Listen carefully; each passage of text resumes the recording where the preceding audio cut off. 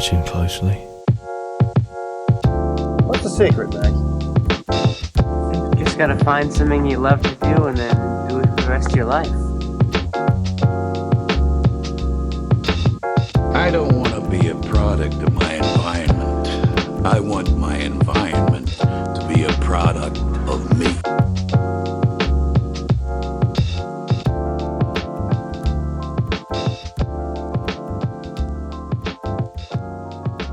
Hello, and welcome to The Establishing Shot, a podcast where we do deep dives into directors and their filmographies.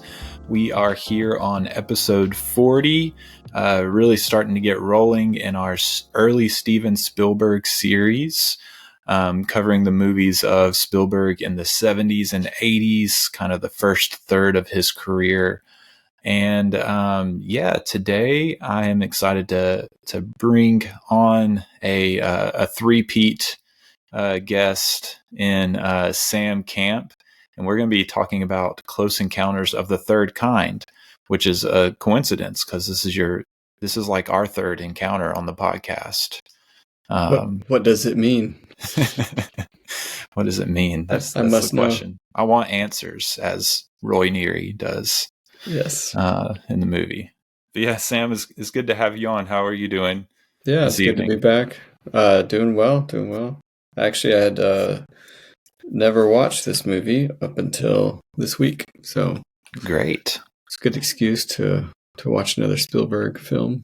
Yeah. I've actually had I have some blind spots that I'll be filling in as I go through this series. So, all right. The Sugarland Express was 2 movies ago, and I had never seen that or his TV movie Duel before. So yeah, it's fun to fill in some Spielberg blind spots. Yeah, that's good.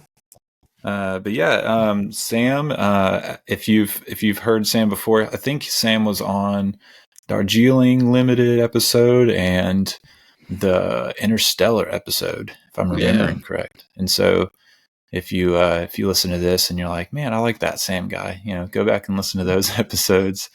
But yeah, if you have listened to those, then you probably remember that Sam works for Blackaby Ministries, and more specifically a branch of that called The Collision. They do a lot of stuff with pop culture, and you and Daniel, who was actually on for the last 2 episodes for Jaws and a creature feature draft. Y'all have just started a new. It's a new podcast, kind of like reformatting some things y'all are already doing, but technically a new podcast, right? Yeah, it is. It's a new launch of a podcast called Faith and Pop Culture, and we for a while we have been doing these live streams that we just called the Collision Live. Mm-hmm. And so we sort of taken what we've learned from that, and now it's a video podcast primarily, but it's also available in audio form, sort of wherever you listen.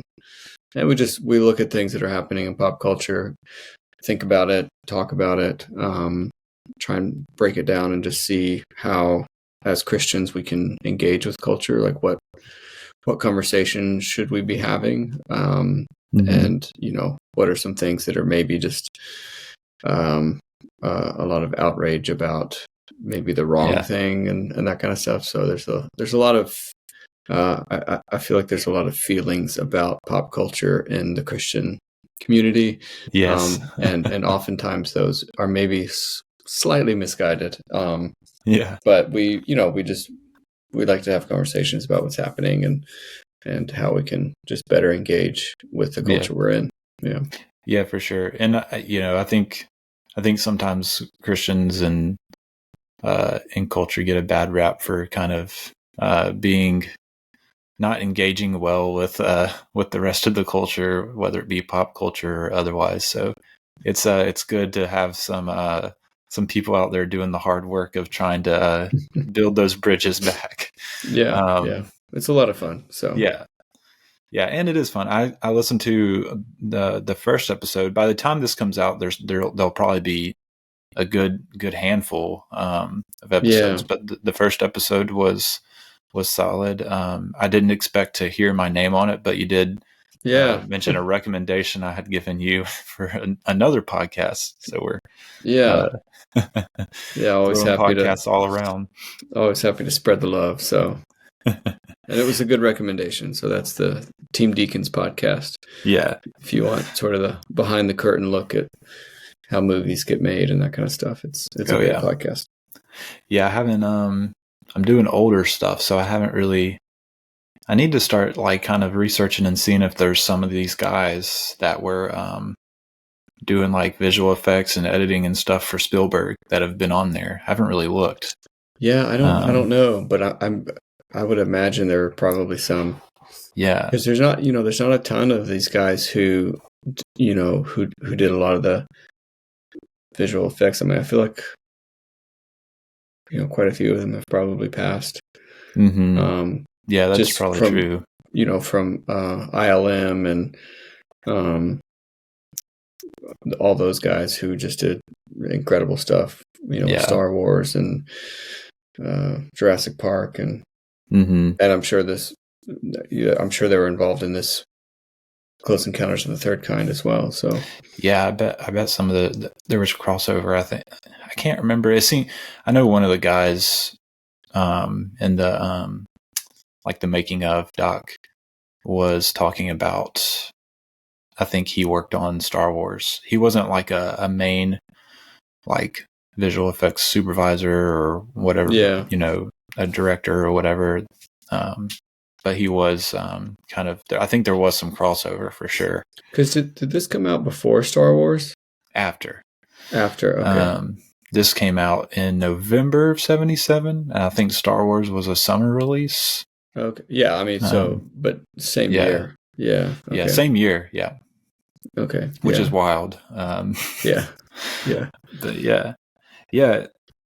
So let's use that to transition into some Close Encounters of the Third Time talk.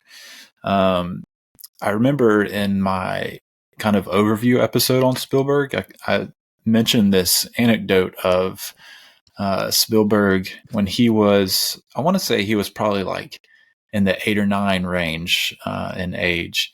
And his dad like woke him up, threw him in his car and just started driving, and he didn't know what was going on. And they got to this field, and there were a bunch of other people there on picnic blankets looking at the sky. And his dad had taken him out to see a meteor shower. Oh, cool. Yeah, and so he in one of the making of docs, Spielberg said that this was his first intro into a world beyond the Earth. Is kind of how he put it. Just kind of one of those moments, I guess, that sticks in your mind as a memory of both like family and just like kind of wonder at the world, which is always cool.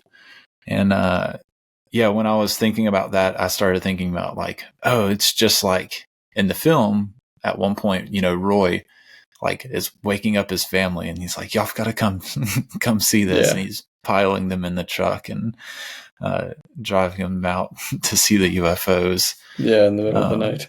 Yeah. And I think in that scene, they don't see anything. It's like the helicopters show up or something. Yeah, they just go back to where he saw it, but right, there was nothing there. Yeah, but yeah, so that was kind of like it. I guess if you could say like that was the beginning for Close Encounters.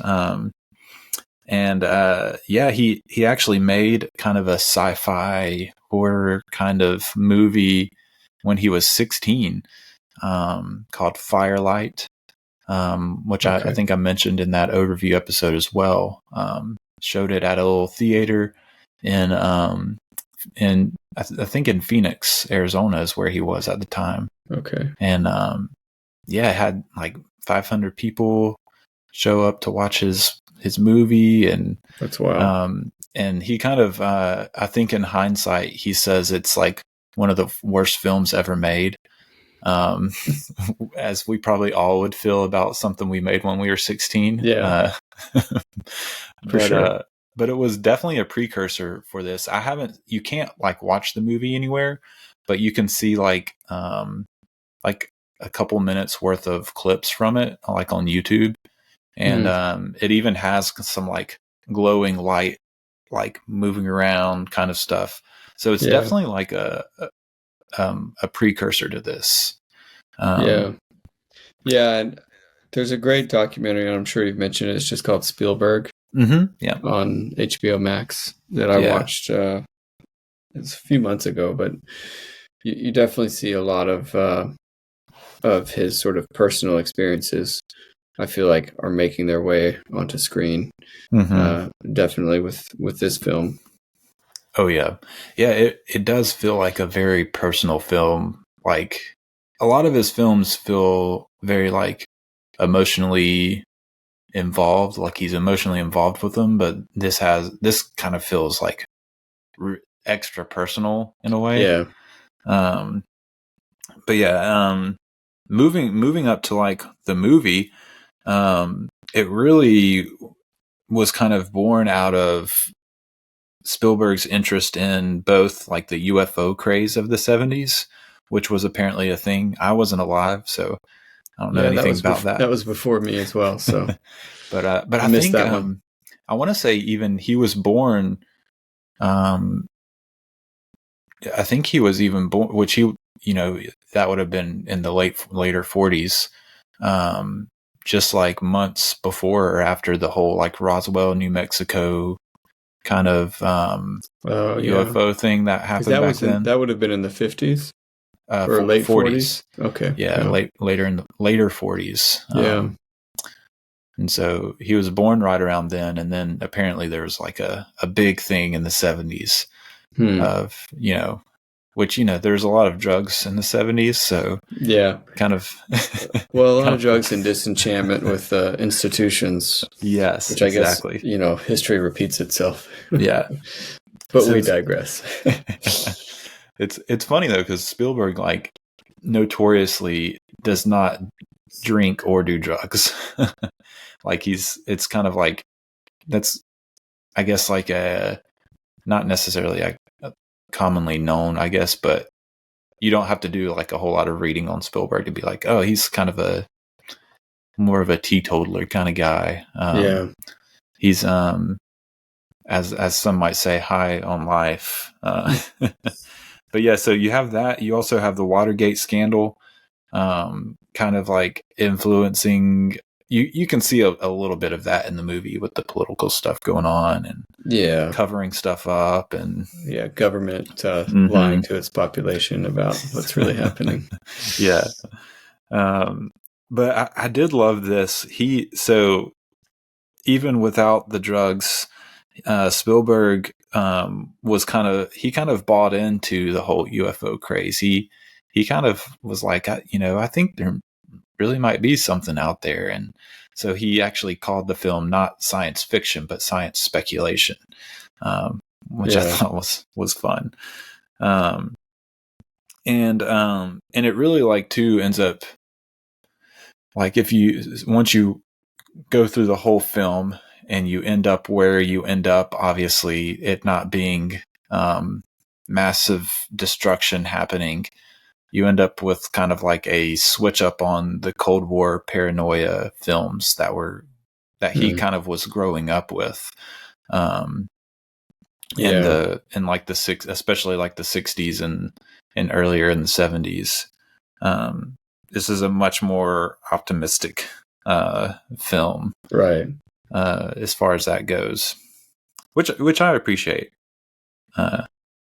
Yeah, he started working on this even before Jaws. Couldn't get anyone interested, and then he even had met with this guy named Dr. Alan Hynek, and he was a UFO kind of expert. He had a book on it, and I want to say Spielberg was kind of saying like Hynek wasn't necessarily a believer in UFOs, but he would always he would point out all the things we can't explain. He was very realistic about, here's the things we can't explain. Here's the things like we don't have explanations for. But that's where the title of the film comes from, is his book. I don't know the name of the book, but you can probably find it pretty easy. But in the book, he talks about 3 different kinds of encounters. And so there's the first kind, which is like, I can't remember what the first kind is actually. I know the second kind is like there's some sort of material evidence, whether it be, imprints left in your cornfield or some sort of sound or light that you see. And then there's the third kind, which is where you actually like meet the alien. And so, come into contact with it. And so, that's. Have you read any of Diane Pasulka's work? No. Do you know who that is? I don't. I'm interested though. Yeah, I can't remember the name of her book. But I can text it to you later, and you can put it in the show notes. But sure, she wrote a book, and her, I think, PhD is in religion, but like religious experiences. And then she wrote a book about like sort of these alien encounters, that kind of stuff, but from a religious perspective. And it's really, really fascinating. So I would highly recommend it. That's really cool. Yeah, I've read some stuff like from that perspective in the past. It's really interesting. But yeah, it's this. But it sounds like Hynek is sort of that kind of a person. He's not like, exactly. He's not a true believer, but maybe skeptic, but is trying to come at it from a practical perspective. Yeah, maybe like hesitant but open kind of kind of perspective. He actually is in the movie at one point at the end. He's one of the, like when the cameras kind of go into all the different people like kind of staring as the mothership goes away. He's like one of those people that it kind of close up on. Which is, it's always fun little Easter eggs, that sort of thing. Yeah. But Julia Phillips, who is a producer, her and her husband, Michael, the way I read it, it was especially her that really wanted to greenlight this movie, and was having trouble getting anyone to buy into it. But the thing that I noticed that Julia and Michael Phillips produced that was the most recognizable to me was Taxi Driver. And so they produced that movie. But yeah, Columbia did end up picking up the movie. And it's largely because a guy named Bagelman, that was Spielberg's agent, used to be his agent, became like an executive or head of the studio or something like that and at Columbia. So got it greenlit. It went through a lot of phases as far as the script goes. Early on in the process, the Phillips producers kind of connected him with Paul Schrader, who wrote Taxi Driver, and he's done some directing more recently, movies like First Reformed, and he had one come out last year or the year before, The Card Counter, I think. I think there's one called Master Gardener that was like maybe last year. Yeah. I feel like that sounds familiar. Yeah. And he might have more than those. Those are the ones that I know of. I've only seen First Reformed of those. But yeah, he's a really like well-respected writer. So they had worked with him on Taxi Driver and connected him. And Paul Schrader is like has a very religious background. He kind of did. I think he even did some. He was at one point planning to be a minister before he kind of got out of that, and has some like very strong Calvinist like influences that he like struggled through. And so he still kind of like struggles through his religious background in his writing. Like that's one of the things he's kind of known for, is very heavily religious wrestling with his kind of narratives. An early script that he wrote, he had titled Kingdom Come, and it's kind of this story. I think there's a book or an interview with Schrader about all this. If I can find it, I'll put it in the show notes. But yeah, he kind of, it's kind of this character that was a debunker and becomes a believer, kind of like a St. Paul story is the way he described it. Mm-hmm. And, but him and Spielberg just really like didn't see eye to eye on it. Yeah. He's a much more brooding and, he's not the idealist that Spielberg is. He's probably like, he might be the opposite of whatever the opposite of idealist is. Cynic, maybe. Yeah. If you've seen Taxi Driver, then you can you can see. Yeah. I don't know if I can't remember if I've seen that one before or not. It's definitely the opposite of idealist. Yeah. But yeah, they just disagreed on, actually the way Schrader put it was, he had said to Steven, like, I just don't think Roy should be the kind of guy that would go into space and start a McDonald's franchise. And Spielberg was kind of like, no, that's exactly who he's supposed to, like, who he might be. Yeah. Like, he's just an ordinary guy, sort of, is kind of Spielberg's MO.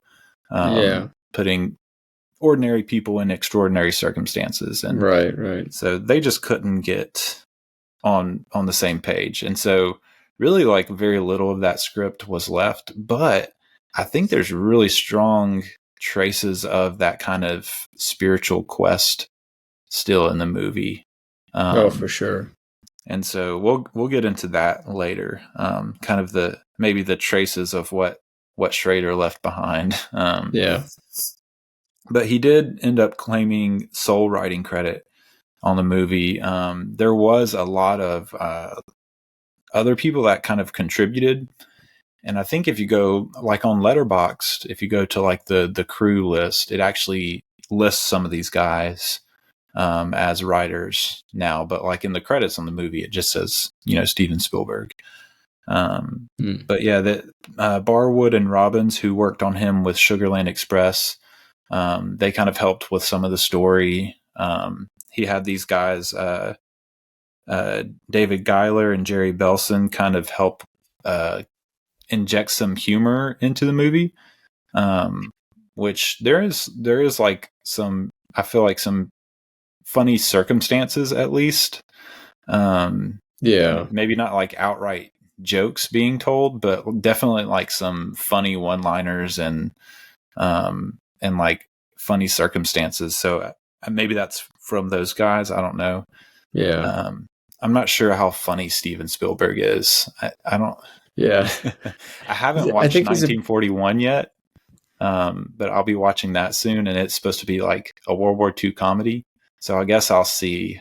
I don't picture Spielberg doing a comedy. Yeah. I feel like that would be interesting. When I watch it, I'll shoot you a text and let you know if it's. Let me know if it's worth. It's apparently watching. It's one of his least liked movies, but who knows? Maybe it'll surprise me. Yeah. And then he had there's some other influences that people have talked about that wouldn't really be considered like, oh, they should get credit for writing, but just kind of like one of those things where, oh, this person had this idea and I used it, kind of things. Hi. Quick reminder that you can be a huge help to the production of this show. If you visit establishingshotpod.com/donate, you'll find out how to join the Establishing Shot family through some giving tiers starting as low as $5 a month. You heard that right, only $5 a month. And Not only will you be helping me keep the show going, but you'll also get some perks yourself, like early and ad-free episodes, bonus episodes, access to a Discord server where we can chat it up about the show and movies in general, and more. Might even let you choose a movie for me to review for the show. Check out that link in the show notes to learn more. Back to the show. But yeah, let's talk about the cast, because I think the cast is really interesting. Spielberg did talk about the cast as being like very naturalistic in their performances. Everyone was kind of playing a version of themselves, which I think comes across on screen for the most part. Nobody seems to be like playing these wild characters. I guess the wildest it gets is just Roy kind of going insane. But when you watch interviews with Richard Dreyfuss on these making of documentaries, you're like, I could see this guy going off the deep end. I think one of his best performances was in What About Bob? I don't know if you ever saw that. I haven't seen that. Yeah. I think that's sort of Dreyfuss at his best. Okay. It's also Bill Murray, Yeah. Right. At the top of his game. And he kind of loses it as a psychologist in that movie, and I think it's one of the best movies ever. So I'll definitely have to check it out then. My family and I we quote it all the time to each other, so it's one of those kinds. A good quotable movie is always fun. Yeah. I'm not sure how quotable Close Encounters is, but yeah. Maybe the most quotable thing is the 5 notes and the dun, dun, dun, dun, dun. It's like gets ingrained in your head. It's a pretty good hook. Oh yeah, especially after watching the movie and then watching like all of the making of stuff that is on like the special edition Blu-ray. Hear it over and over. Yeah. Going back to Richard Dreyfuss, Spielberg actually told him about the movie while they were making Jaws. And so Dreyfuss kind of like always wanted to play Roy, and Spielberg just like wasn't catching on to that, I guess, that he wanted, or maybe just like wasn't sure that he wanted him to play it or something.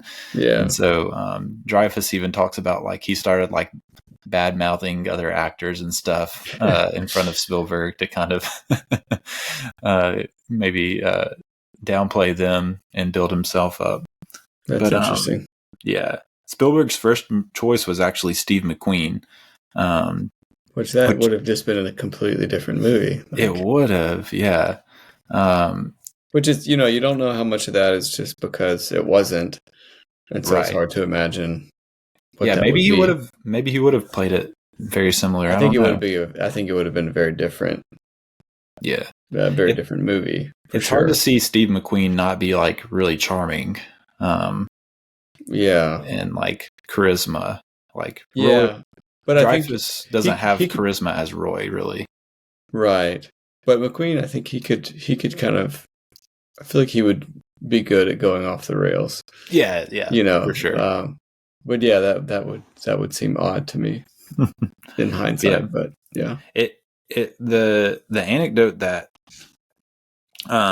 Spielberg tells is that he actually met McQueen in a bar. McQueen was like, "Hey, meet me at this bar," and he did try to drink a little to kind of be polite. And he was like, I don't know how much I can drink because I never drink. And, so they hang out for a while. Then finally McQueen's like, I just don't think I can do this role. And Spielberg's like, oh, I really think you'd be great. And McQueen, the reason McQueen gave is because, there's a point in the script where it says that Roy cries. And McQueen's like, I've just never been able to cry on camera. It's just a skill that I don't have. And Spielberg's like, oh, we'll take it out. We'll take it out. And McQueen's like, no, you can't take it out. He's like, I actually got emotional, like reading that part of the script. So you can't take it out. Yeah. Which you've got to I guess you've got to respect to that. For sure. I guess it's an artist to another artist kind of, game recognized game. Like, no, this is good. Keep it like it is. It's just not for me kind of thing. But yeah, he talked to Dennis Hoffman, Al Pacino, Gene Hackman, Jack Nicholson actually was interested. He definitely can go off the rails. If you want crazy, yeah. But he was working on another project that he couldn't get out of.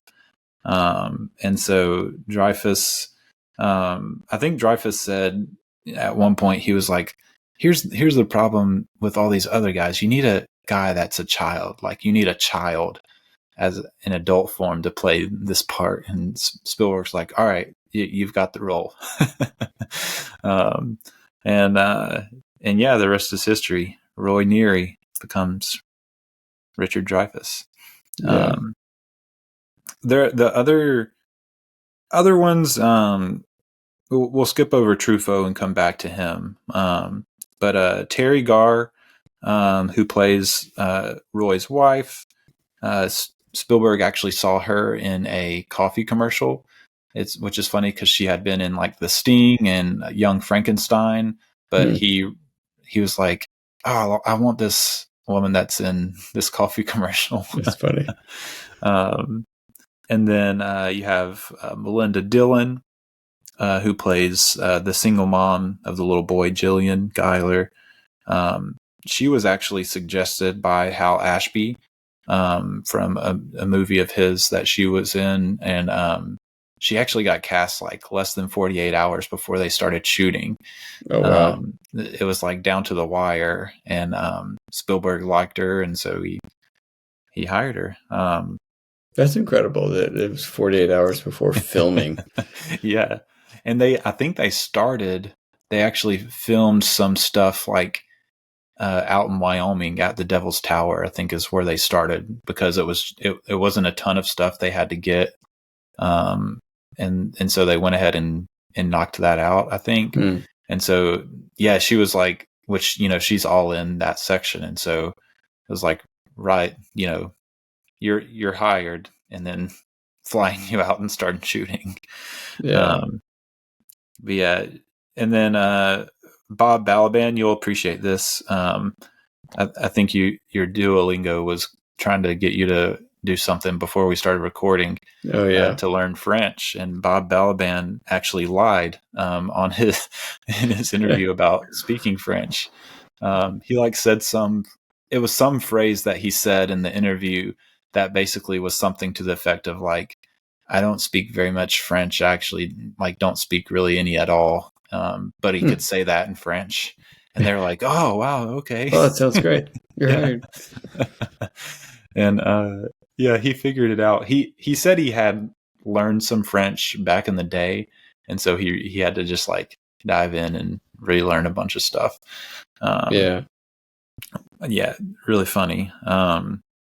Cary Guffey plays the kid Barry, 4-year-old kid. He was discovered. I think the casting director's niece was in his pre-K class, and she saw this kid and was like, "Oh, this kid would be great." And yeah, it was like between him and another kid when it came down to hiring, and they just, I guess it was like, it seemed like the other kid was a lot more like a kind of in control kid, like I'm going to do what I want kind of kid. But like, not in an unlikable way, but I guess just not right for the part. Just not right. And so they went with Cary, and it's fun because in the making of documentary, he's in there like as I don't know how old he is. He's a man in it, just talking about his memories. And so that's fun to. I bet that was fun for him to kind of reminisce on all that.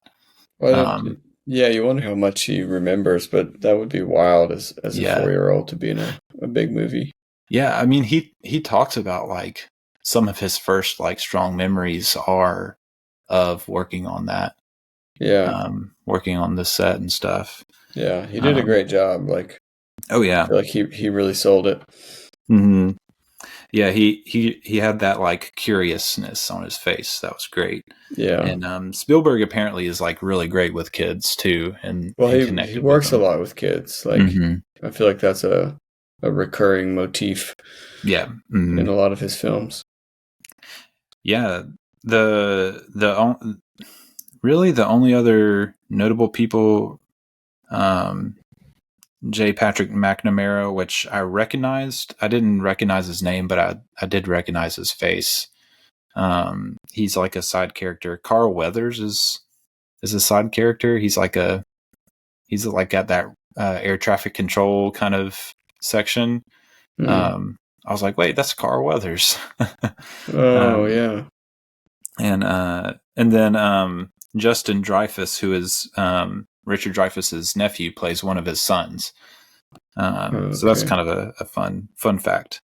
But Truffaut, Francois Truffaut, plays Claude Lacombe, who is, the French. I guess he's a scientist. I don't feel like they do a good job explaining exactly why he's so important. He's like a archaeologist, scientist guy. Yeah. Expert in a vague field. Yeah. It is very vague. But it does seem like he knows what he's talking about, so it's like it's the French, I think. It's just sort of like, he seems important. But yeah, so obviously, do you know much about Truffaut? I feel like I've seen some. He was a director, right? Mm-hmm. And he's did he do what are some of his films? Probably his most popular one is The 400 Blows. Okay, which was his first film. I've seen that one. Yeah, and that's the only one I've seen of his too. But he has some other fairly well-known ones too. Yeah. And I think he was actually just coming off of a recent win earlier in the 70s of like Best International Feature at the Oscars. I can't remember for what movie though. Day for Night, I think, actually. Okay. Which I haven't seen. But yeah, he actually was started as a film critic. And because he was like sort of a bit in French New Wave cinema. Mm-hmm. He was kind of in with all that. He kind of started the French New Wave. Right. So there was at the time he was a film critic. He actually, I think it was, I don't know if it was Cannes Film Festival or another big French film festival. They actually banned him from coming because he would just rip all the movies and be like, these are all the same. No one's doing anything interesting. And so they just banned him from coming. And I think the story is kind of all these people were kind of sick and tired of him ripping all the movies. And they were like, if you think you know so much about making movies, why don't you make a movie? And then he makes The 400 Blows and kicks off the French New Wave. And so he kind of proved all of them wrong. No, I do know what I'm talking about. So, well, and it's just interesting because I don't know that there's that many directors that act in other people's films. I mean, there's a lot of people, I guess, now who are actor directors, right? But I don't know. I guess I think of a lot of them start as actors, though, right? And then they direct, and then maybe they still act in other people's films. But it seems unusual. Maybe it's not, but it seems unusual that it'd be if you're primarily a director, right? But then you moonlight as an actor for somebody else's film. Yeah, I just thought that was interesting. Yeah, I don't think he did it a whole lot. Spielberg actually wanted him from his role in a movie called The Wild Child, which I don't think is his movie. I could be wrong. So if you're listening and you're like, no, you're wrong, just email me and tell me. But yeah, so he kind of liked the really pure humanity presence that he kind of brings. And I think Truffaut, I don't think I know he acts in some of his own films too. And so, but I think at this time he was he had a film coming up, but he had enough time to come film this. And he was like a big fan of Duel, which did a theatrical run in Europe. Oh, cool. Yeah, a lot of European like critics and filmmakers really really loved Duel. And so that, I think that kind of boosted Spielberg's like respect in Europe. That's interesting. But yeah, so Truffaut, he sent him the script. He was actually like asked a ton of other French like actors or something first that I didn't recognize because he didn't think Truffaut would do it, and finally he like was like, I guess I'll send it to him, because he wasn't getting any of these other guys. And Truffaut, I think the response Truffaut gave was, hey, can you go ahead and send someone to talk to me about my wardrobe, which was like, I guess, his way of saying yes. But he was also working on a project where I think he was wanting to write something on acting. And so I guess this was another way for him to kind of do some research on acting too. But yeah, he really like, everyone loved him. Like everyone just talked about him as just like really awesome presence on set. And he even like kicked it off by like assuring Spielberg like, hey, I'm here as an actor. I'm not going to be doing any directing. You know, I'm here to do what you need me to do. Just a really cool guy, it seems like.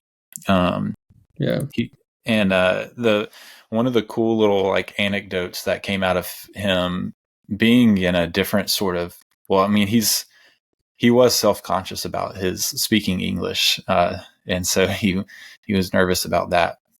Still took the role though. So, but there was this story. I think it was Bob Balaban was telling it in the documentary, and he was like, Truffaut was like, he had this line in the script at the, you know, in that last kind of section where he's supposed to say like, Einstein was right, which that line is still in the movie. But he like didn't like the line, and he's like, I don't know if I can pull this line off. I don't know if I like the line. I don't know if I can do it. And he was like super like just conflicted about it. And so he's that way for like a couple of weeks leading up to when they're going to shoot that stuff. And then it comes time to shoot it. And Spielberg's like, Francois, there's this line. I actually don't want you to say that line. I'm going to get this random guy over here to say that. I think that'll work better than you saying it. And then he kind of, Balaban says that Truffaut was telling him like how he really understood actors now, because he kind of like felt like in that moment he was like, what, you're giving my line away to someone else, like this line that he didn't even want to say. But he all of a sudden like felt like wronged because the director was like taking his line away. So I thought that was a fun. I thought that was a fun anecdote.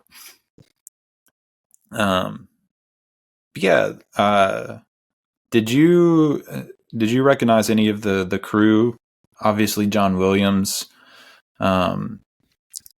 This is one of the names that like is kind of one of those that should be known, but probably isn't. Is Michael Kahn.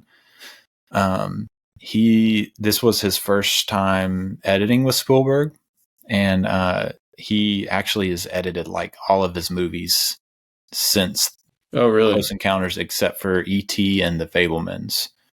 So that's a lot of movies. That's pretty incredible. Yeah. So that's a name that should be attached to Spielberg. Spielberg, John Williams, Michael Kahn. It's a big. Your editor is a really important part of your team. I mean, really, like if there's bad editing, then everything can really fall apart. I mean, I feel like aside from maybe the director and the DP, right? I mean, that's where the vision comes together, is in the edit. And so I feel like, and I think editing is kind of misunderstood too. It's not just like piecing things together. There's a strong like narrative effort going on with editing. And narrative and like even like thematic, like the way you edit can affect the way you see certain things or the way you see certain characters. And so it's an important part of filmmaking that I think should get more respect. For sure. Like the common kind of, I feel like the common movie watcher, like they know directors, and like even sometimes like they know like cinematographers, like a Roger Deakins or a Hoyte van Hoytema that just won for Oppenheimer. But not many people know editors, and I feel like we need to get the editors pumped up. So we're starting here on the establishing shot, celebrating editors. Absolutely.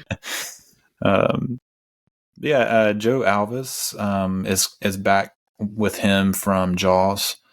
He was a production designer for him there too. And then Vilmos Zsigmond was his cinematographer, DP. And I think he does more work with Spielberg, if I'm not mistaken. But he's the only one that ended up with an Oscar for this, because it won for cinematography. And then the only other notable name is Carlo Rambaldi, who does some visual effects work. He's like, I guess like most noticeable with the alien at the very end. That's doing like the hand signals back to Truffaut's character. He ends up doing the puppeteering for E.T. And so he kind of is important in the future of Spielberg's career too. But yeah, that's I don't know, it's a fun casting crew, I feel like, in this movie. But as far as production goes, the production lasted from May 76 to February of 77. So a pretty long production. And actually it was a pretty long post-production too. I think it was like 9 months of post-production. And it would have been longer if Columbia Pictures wasn't on the brink of bankruptcy. Because Spielberg wanted more time, but they wouldn't give him more time. Like, we need a hit. Yeah, we've got to have something out in theaters. I mean, we might be jumping the gun here, but like, really, this movie ends up kind of saving Columbia Pictures. Really? I guess they're glad that. I guess they're happy that Spielberg's ex-agent took over and gave them the green light for this one. I think one fun thing, this is a guy that wasn't listed in the crew members, which I found surprising, because it seemed like he did have do a decent amount of work on the film, is a guy named Douglas Trumbull. And Trumbull is most popular for his visual effects work on 2001: A Space Odyssey. And Spielberg actually said like 2001 was less of an inspiration and more of like an intimidation for him, because he felt like he had a lot to live up to with that. But yeah, he did pull on Doug Trumbull. And maybe Trumbull was less involved than I thought, but I got the impression from the making of that he was pretty involved. So when I was looking at like the crew list on Letterboxd, I was like, it's weird that Trumbull's name is not anywhere on here. But yeah, he is the one. So they were toying around with some like very, very early CGI. And Trumbull, it wasn't really looking like it was going to work. And so Trumbull comes on and he's like, hey, let's just go all practical. But there's also a new technology that he kind of introduced to them. It's something called motion control. Yeah. And this was like a very, very early movie that used motion control for the special effects. So basically, I don't know if, I mean, you do some like filming and stuff, so you might be more familiar with this than I was. But back then it was basically, they had this like attachment to the camera, that was recording like on a tape, the digital like recordings of the movements of the camera. And so like when they were like doing the camera movements and stuff, it was all like digitally recorded. And so they could take that tape, and then when they were going and doing the special effects work, they knew the exact camera movements that they needed to match. Yeah. And so when they ended up putting, you know, the shots for the original shots and the special effects shots together, the camera movements matched like perfectly. Yeah. And so it's a way to just kind of get, shot for shot, and like it's a way to get match shots, and you can do overlays sort of in camera in a way that like it's used a lot like in the early Star Wars and stuff, like right. Yeah. Motion control. Yeah. And so it was at that point it was a really new technology. And so it actually like took a lot of time to do all that. I mean, today you don't really have to do that, I guess, necessarily today. There's like programs and stuff that'll probably do that for you. I don't know what really the equivalent would be today. Yeah. Because it's all like, it would just be CGI work mostly. Yeah. Unless you're Nolan, then you're probably still using the old motion control technology.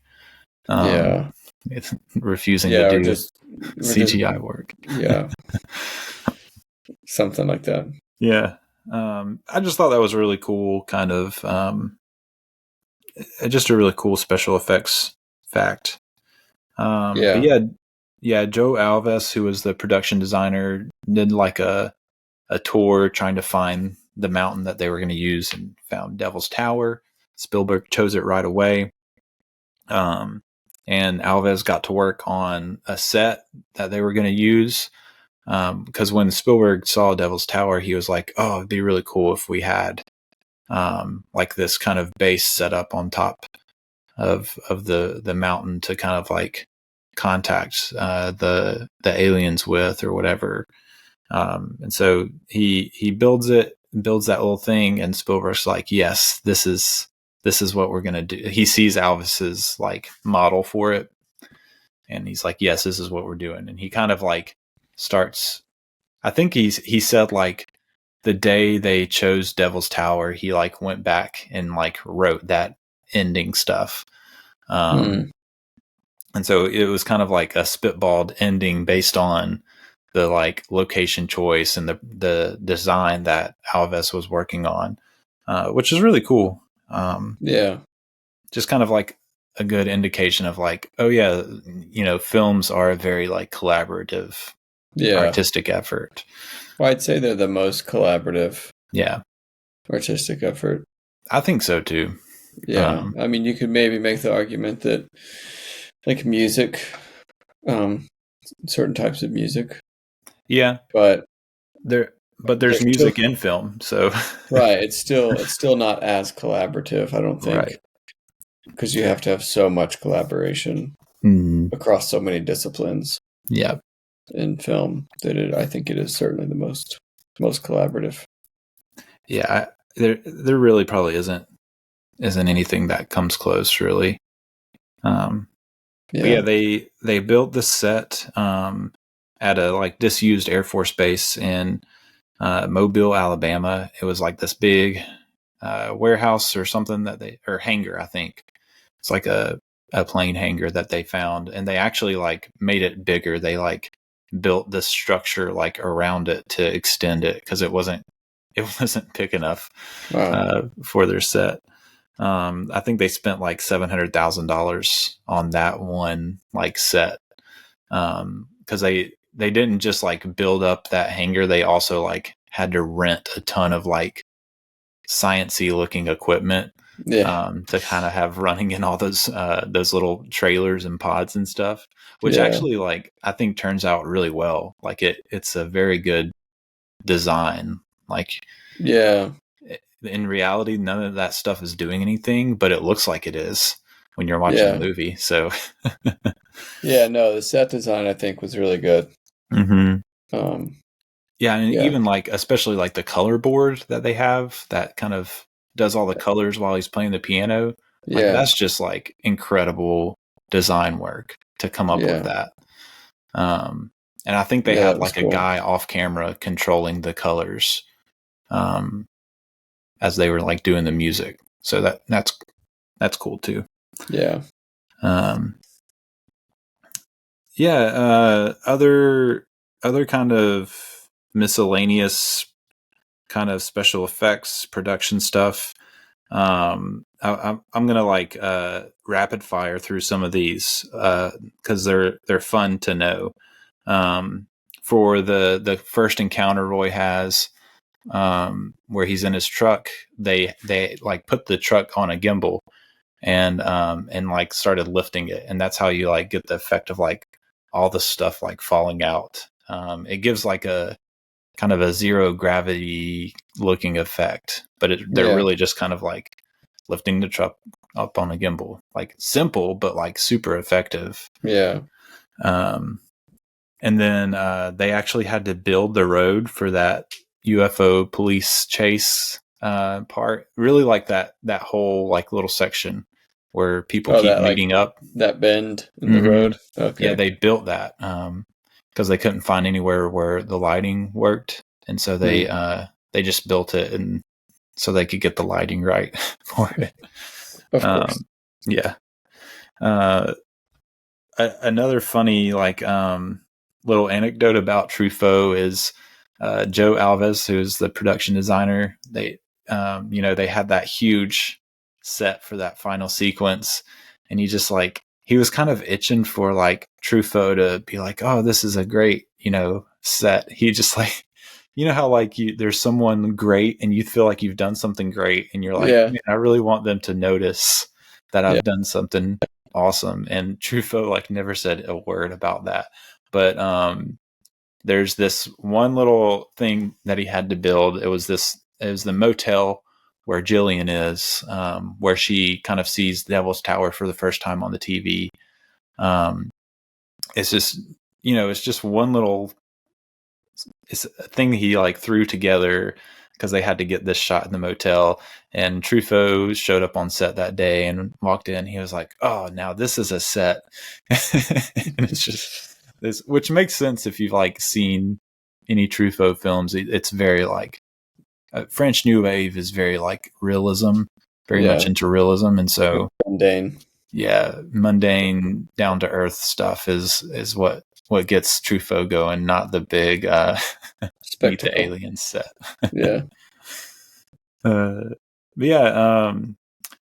On that big set, there's the part where the mothership kind of plays the loud note and the window busts out. Columbia didn't want to pay for all that glass. They have, you have to have so many panes of sugar glass to kind of bust out. And Columbia didn't want to pay for all the extra glass for extra shots you might need. And so Spielberg like negotiated and like ended up paying for it himself because he really wanted it in the film. That's awesome. Yeah. That's actually the second movie in a row where Spielberg uses money out of his own pocket to like get something that he wants. We talked in the Jaws episode. He paid out of pocket to get that jump scare scene where the head pops out of the boat. And they weren't going to give him more money to go shoot that. And he was like, okay, I'll pay for it. That's awesome. Yeah. There were some painting done for backgrounds. I think the most notable one to me is the background at like the Dillon house, kind of out in that rural sky background is a painted background, which I think is really beautiful. Yeah. Another thing, the screws coming up from the floor in the house when the aliens are coming. There's just like somebody under the set, unscrew, like turning the screw. That's awesome. Yeah. High tech. Oh yeah. But yeah, just a lot of fun miscellaneous production stuff. Yeah. Hello again. Do you know how you can really support the show for free in just a few minutes or less? That's right. Just leave a rating and review on Spotify and Apple, or wherever you listen that might allow for ratings and reviews. These really help the visibility of the podcast. In fact, just hit that pause button right now and drop the review right now. And then you can get back to the show. I'd greatly appreciate it. Okay. I trust that you went and left that rating and review now. Back to the show. The 5 notes.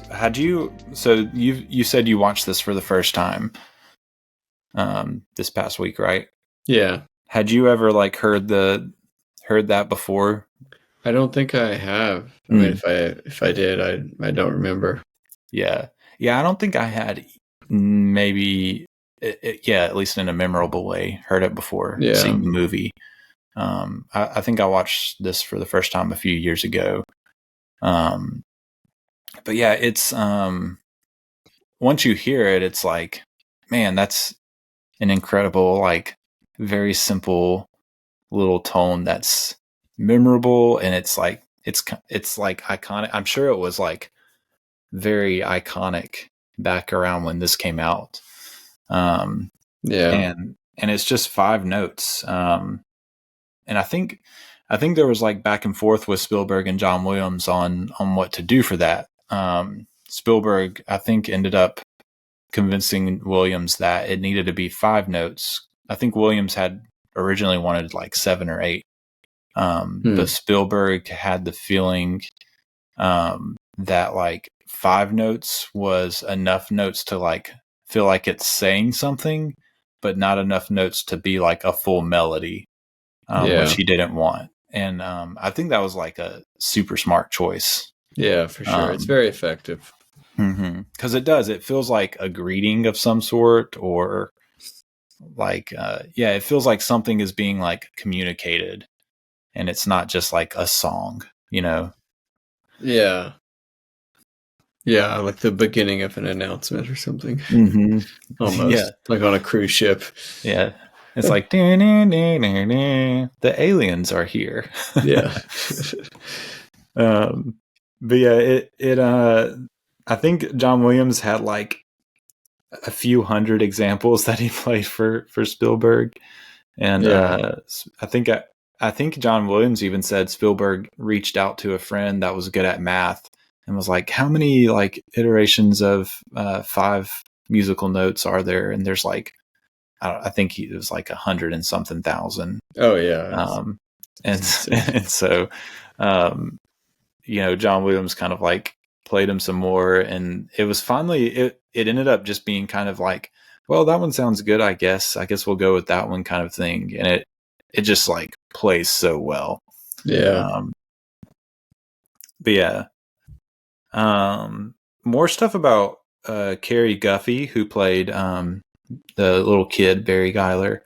We talked about how well Spielberg works with kids, and I think there's a kid in Jaws that kind of has a few like important moments, but here like the kid is like pretty important.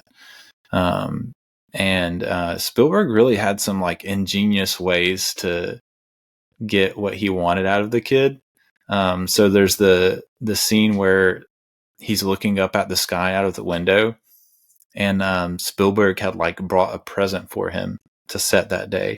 He's like, Carrie, I'm gonna open this present, okay? I'm gonna give you this present later. And so he was like anticipating and excited. And so Spielberg like got up on a ladder and like started unwrapping the present for him. And and you can kind of see his face like getting bigger and bigger and more excited. And it's because like Spielberg's like slowly opening the present. And then he if you remember, he shouts, "Toys, toys." And it's because there were toys in the present. That's awesome. I didn't know that. In the movie, it just kind of plays like, oh, he thinks the alien ships are toys, but no, he was literally looking at Spielberg holding some toys for him. That's awesome. Yeah. And then like Spielberg would sit him down and be like, okay, Carrie, I'm going to explain what's going to happen so you don't get scared. And he would like walk him through exactly like what they were going to do for this scene. And so like the kitchen sequence where Dylan is like, as the actress is just like freaking out. And it's because they didn't rehearse that scene. But Spielberg walked Carrie through it. And he didn't walk her through it. He just like, it was kind of like, all right, go. And so Carrie knew what was going to come. And in the making of doc, he kind of talks about remembering, like thinking, why is she so scared? I guess Steven didn't tell her what was going to happen. That's funny. And the only time that they didn't, Spielberg didn't like sit him down and walk him through was because he needed to get a particular reaction. It's when he goes downstairs to the kitchen, kind of towards the beginning. Yeah. And he has these like kind of several different reactions. He kind of walks in and at first he's kind of like, what's going on reaction. And then he's like, has that like smile. And then he looks over and he kind of looks scared for a second, but then he smiles like really big. So what they did was they had a clown standing there. So he walked in and he kind of like was like, what's going on? But it's like, oh, it's a clown. That makes me happy. And then a guy in a gorilla suit kind of jumped out over on the side. And that's why he like looked scared for a second. But then the guy like took the mask off and it was like the guy who did his makeup every day. And so then he smiled because he was like, oh, it's that guy. It's like really ingenious, like stuff. Like, well, it's just incredible. Like the emotions he's able to, because you really feel like those are genuine emotions from the kid. And it's because they are. Yeah. They are genuine emotions. Like it's really like, it's not acting when, Yeah. For the kid. For the kid, it's just not acting. And that really like, there's so many examples of like bad child actors because it's hard for, I think it's just hard for kids to like, it's hard to separate like what's real and what's not real for kids. I just think acting is hard for kids. Like, it's like, well, I don't feel like that. So why do I? Right. Yeah. Why do I need to do that? Yeah. And so like to just like bypass that and say, okay, I can't tell him to feel this way. So I'm just going to make him feel this way and have the cameras rolling. No, that's brilliant. Just super smart.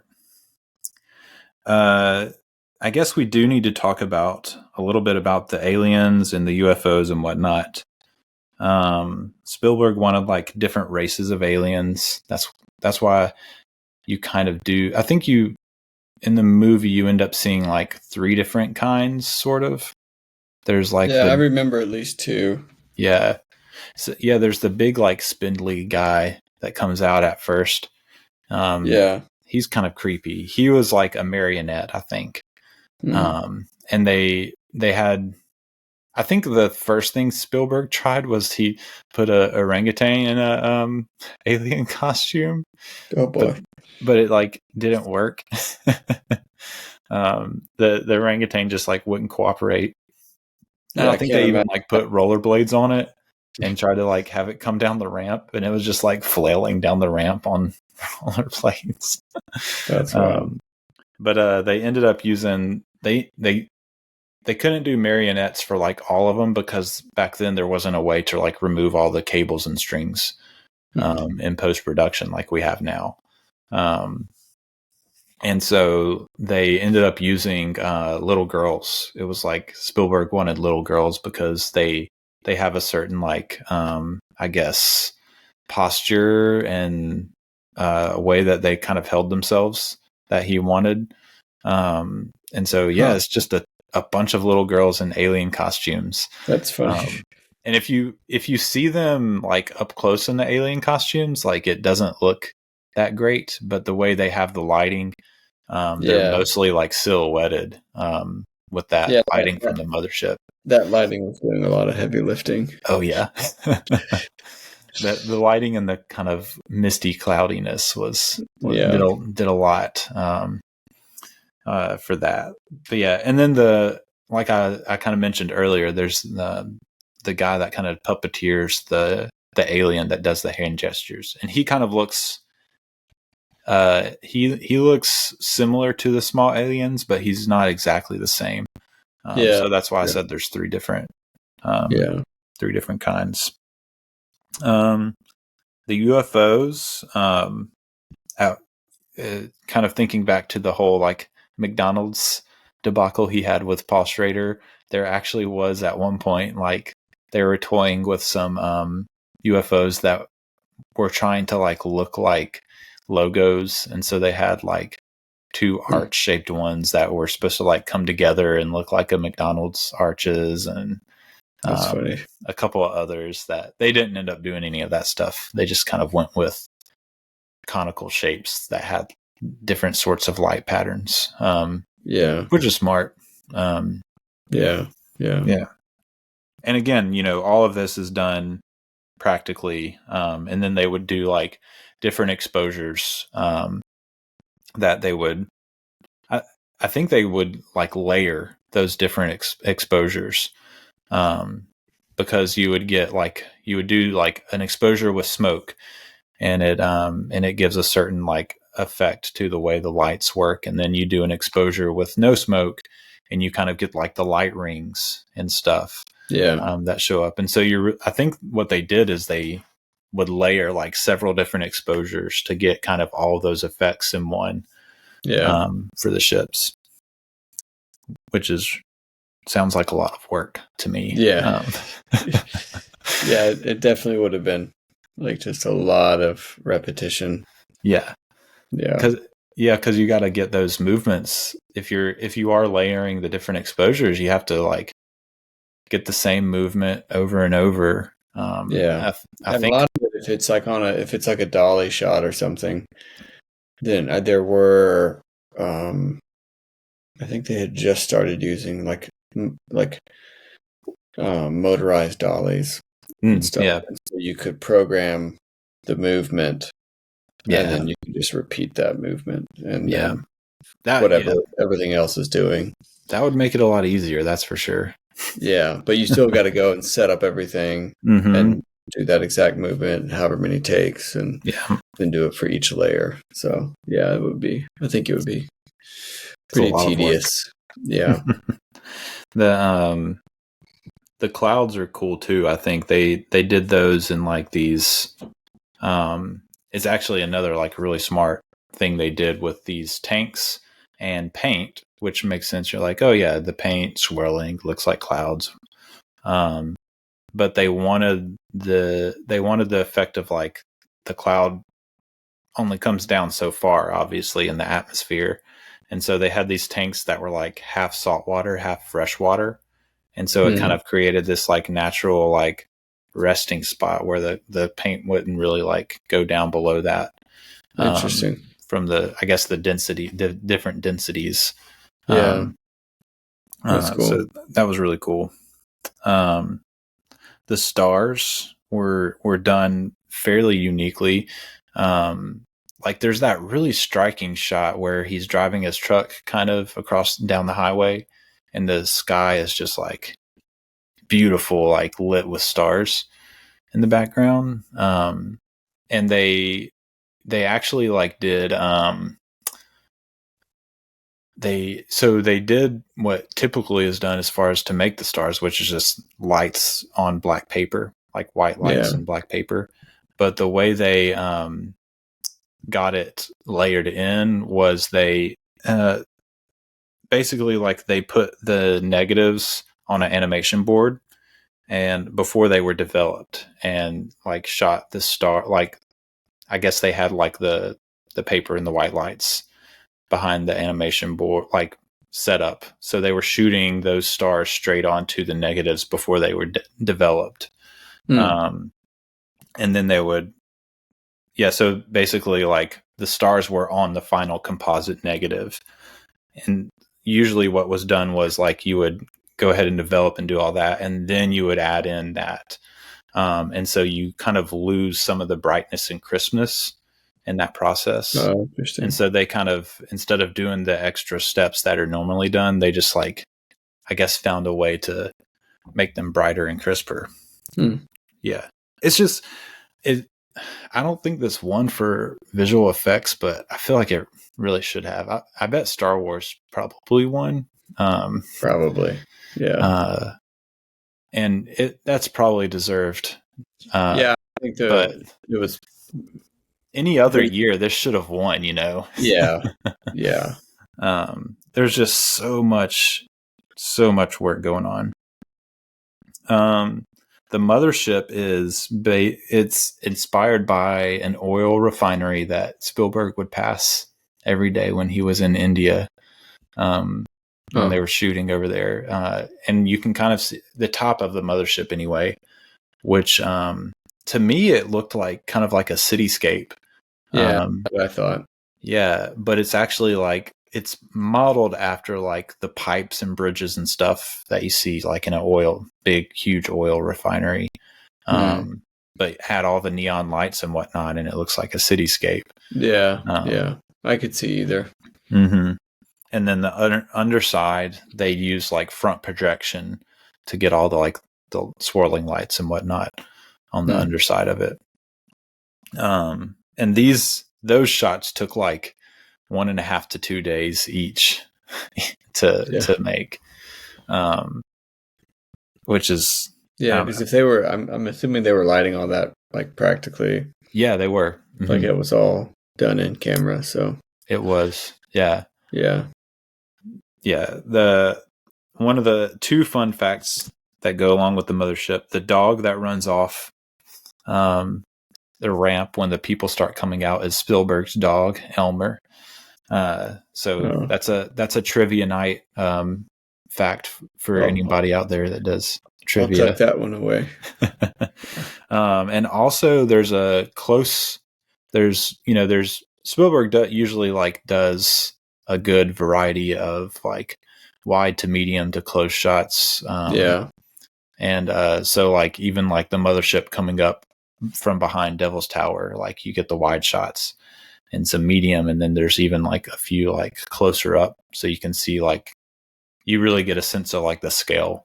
But at one of those close-up ones, and this goes back to the Star Wars thing, one of the guys that like worked on Star Wars, they actually put like a little R2-D2 on part of the ship. Really? Yeah, and so if you look really close, which in the making of doc they kind of slow it down and like circle it, and you're like, oh yeah, it's R2-D2 on the mothership, which I'm wearing a R2-D2 shirt. Nice. It's the only thing related to the movie in any way at all that I had a shirt of. That's awesome. But yeah, a little homage, which Spielberg actually was like one of the early believers. Him and Lucas were already good friends, and those guys and Scorsese and Brian De Palma and Francis Ford Coppola, they were all actually like really good buddies back then. Yeah. And they were sort of the like American new wave cinema. Yes. I feel like. Yeah. Like they were all pushing the boundaries. Yeah, and I would say in cinema. Spielberg and Lucas were like kind of on the fringes of that. I wouldn't say they were. Actually, a lot of critics say they kind of like ruined the new Hollywood. But but you know, him and Lucas were kind of more of the same sort of mindset and same, as opposed to those other guys. They were a little on the fringes of that group, I guess. But yeah, a lot of those other guys like really were like, this Star Wars movie, you know, it's not going to do anything. And Spielberg was like the only one. He was like, no, I think this movie is going to make like $100 million. And, you know, it made a lot more than that, but beat out. They were just so commercially Jaws. Successful. Yeah.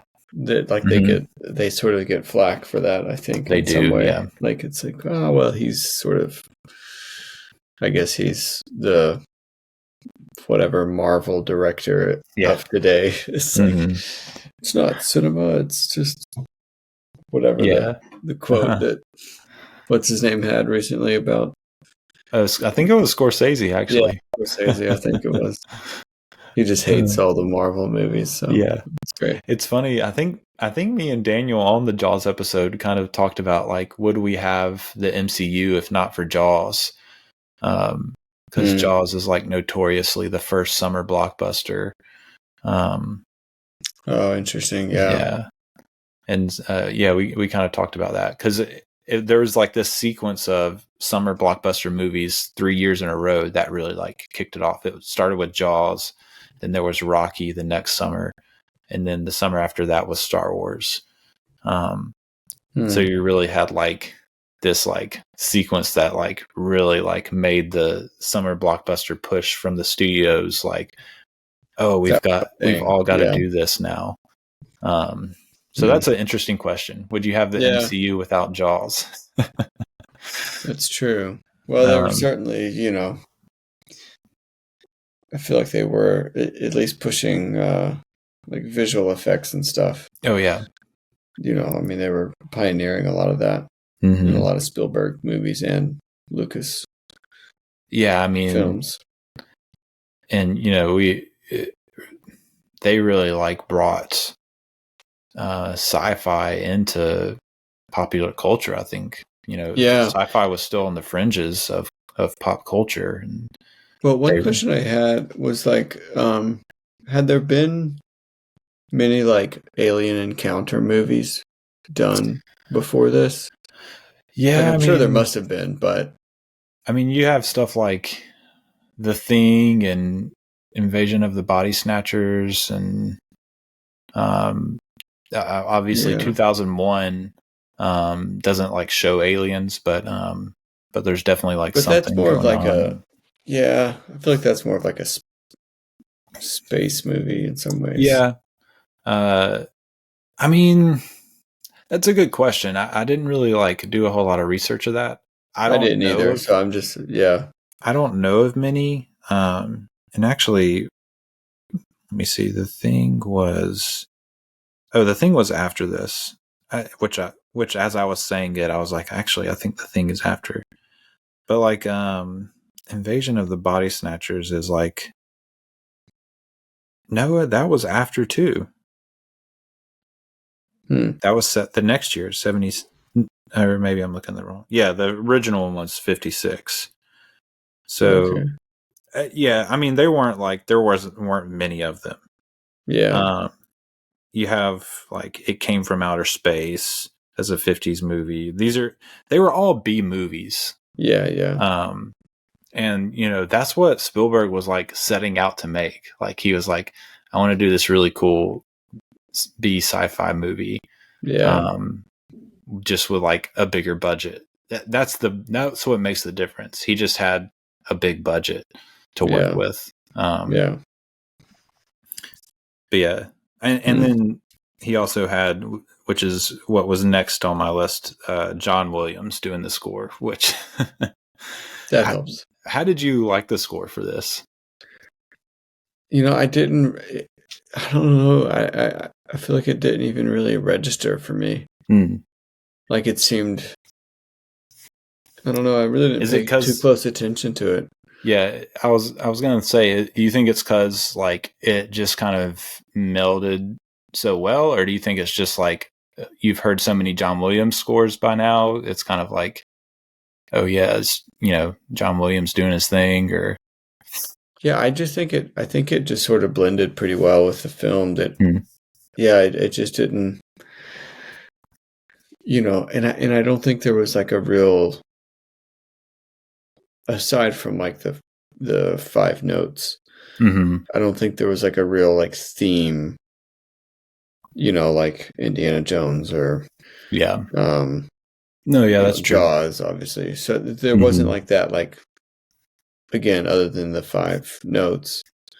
Yeah, the thing There to wasn't like like attach to. Yeah, there wasn't like a real strong theme, or at least I didn't pick up on it if there was. Like, Yeah, no, I think you're right, because I think I remember Williams talking about he does a lot of like in this score switching between like tonal and non-tonal music, and so like the non-tonal stuff would kind of obviously be in the more like creepy and suspenseful sequences. yeah, And then the tonal stuff is obviously like the more like inspirational and big sounding stuff. yeah, And so it's that might be why, because this film does kind of have less consistency in the score. There's he has to kind of do two different things throughout. yeah, But yeah, I thought well, before I say that, I did think it was funny. Spielberg was bringing on John Williams, but he was like worried because the Star Wars score was he was like, that's one of the best things I've ever heard in my life, and he was worried that John Williams like wouldn't have anything left in the tank after making that score.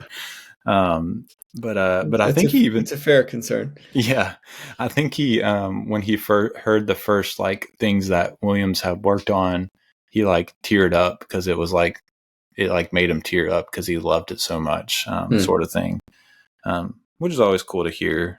Yeah, That kind of passion. But yeah, Spielberg called John Williams's scores like a character in and of themselves. yeah, Which I think is pretty true. yeah. I feel like him and Zimmer sort of have, that they've earned that distinction, I think. Oh yeah, for sure.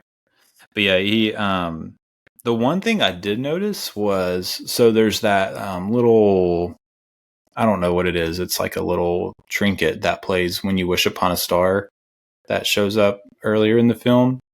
It's kind of like in a transition sequence. If I caught that. Yeah, it's like a little Disney trinket that like he uses as like a cutaway shot to transition into like the family living room or something. And it's playing like When You Wish Upon a Star, and the little like chimes or whatever. And Spielberg actually said like that that song, thinking about that song was something he used like for inspiration for like what the movie's doing thematically. And in that final like huge swelling score, I actually noticed listening, I was like, you can hear When You Wish Upon a Star kind of blended into the score. It's worth going back and listening to that final like piece. I'll have to check that out. Yeah.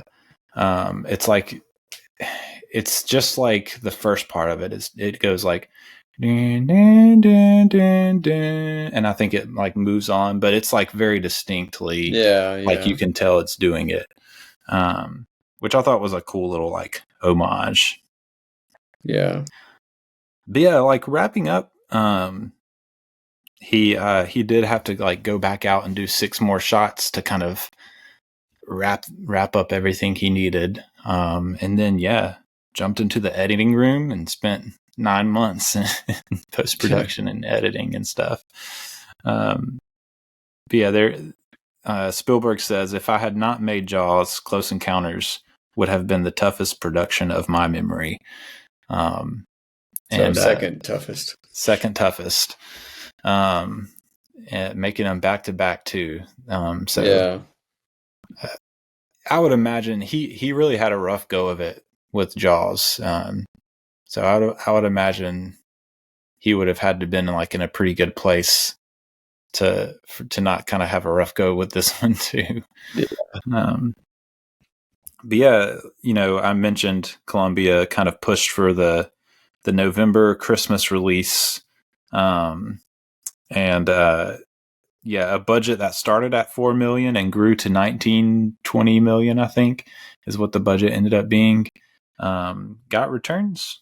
It had a final worldwide box office of $288 million, which is a lot of money back then. Yeah. Well, that's quite the return on Columbia's investment for sure. Yeah.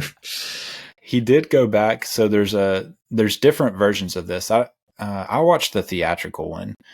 Do you know what? Did you stream it somewhere or? Yeah, I streamed it from Amazon. So whatever it's probably the theatrical version, I would imagine, unless it said it would probably have to say like director's cut or special edition. Yeah, I think it was a theatrical. Yeah. That's what I watched. There's a special edition version that Spielberg got Columbia to let him do so that he could like add all the stuff that he had wanted in the original in. But the deal they made with him was that they were like, okay, if we're going to let you do this and give you the money to do it, you have to give us a shot. Like everyone wants to see the inside of the mothership.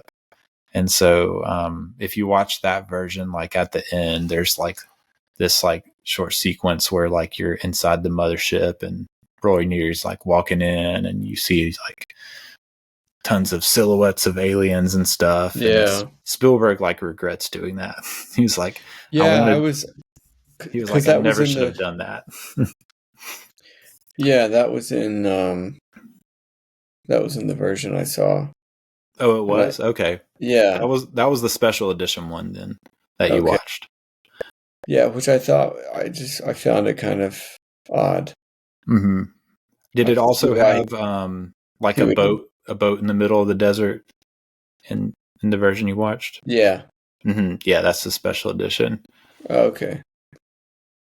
Yeah, that was like one of the shots he wanted to get into the original, but didn't have time to work it in and stuff. Yeah, the Cotopaxi boat that had gone missing. Yeah. Yeah, but because I feel like at the end when he's like walking in, it just kind of seems like unnecessary to. Yeah. Yeah. So in the original theatrical cut, and also like, so he did do a director's cut later on, and he took that back out. And those, it just ends with he just walks onto the ship, and then the ship like starts taking off, and it's like the end of the movie. Yeah, I feel like that's way better. Yeah. Yeah. So you just like take the inside of the ship and like throw that away, and then judge it on. Judge it on it without that, because he never wanted to do that, and he like regretted doing it. Yeah, it's weird that Amazon just like has the special edition as like the main. Thing. I don't know if it if it said it was like the special edition. Yeah. But yeah. Yeah, I don't know.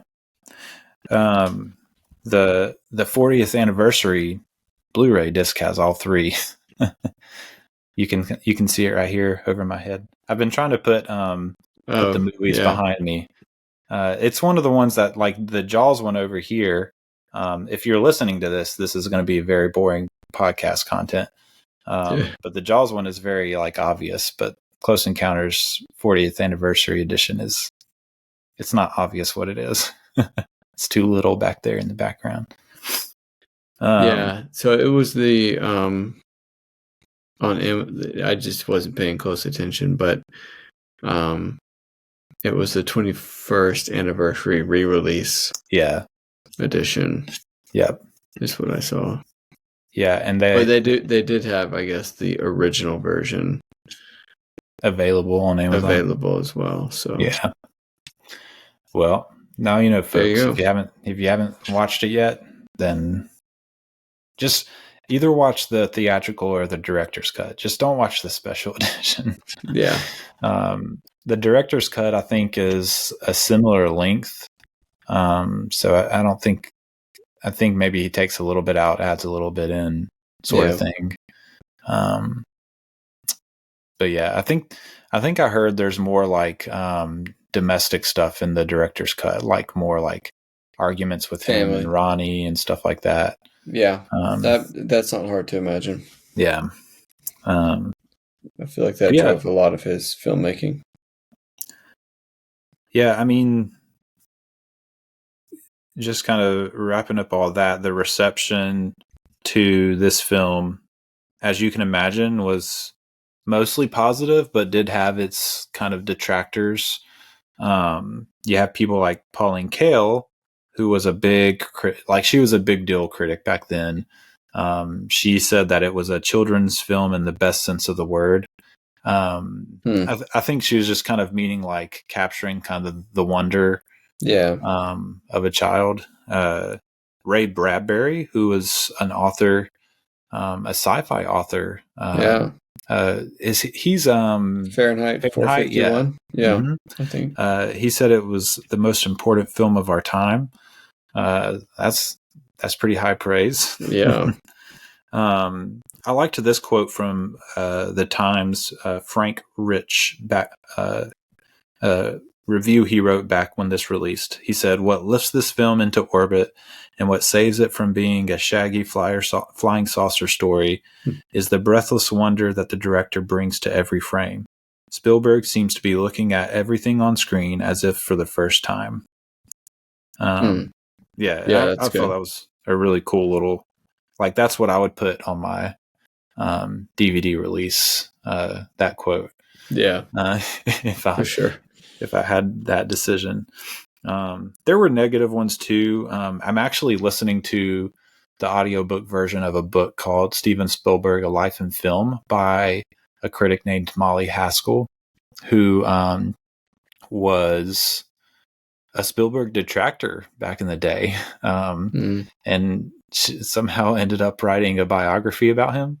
And she's much more like graceful and like respecting his work in the biography. I think she maybe has come around a little bit since back then. I think she might have been in that documentary about Spielberg that I saw.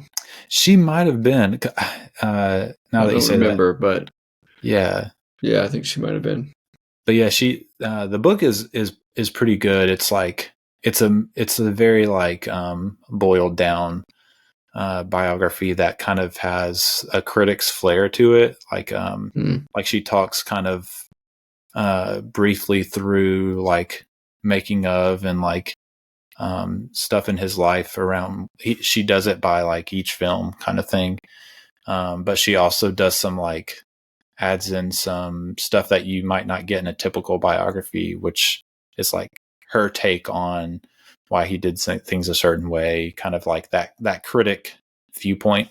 So it's a pretty good little book so far. So, but back then she said in her review of the film, quote, "The dumbest story ever told," unquote. So she came full circle, writing that quote in her review of the movie to writing a biography about Spielberg. So, and she admits in the biography that, you know, she was a little too harsh, I think. Yeah. But yeah, it really, like, we kind of talked about it earlier, but it kind of, the responses to Jaws in this movie for Spielberg kind of foreshadow a lot of like the snobbery kind of against his movies, and especially this one, because this is his first movie that really like puts his idealism on full display. And so that's just like a section of art snobbish people that don't like idealism.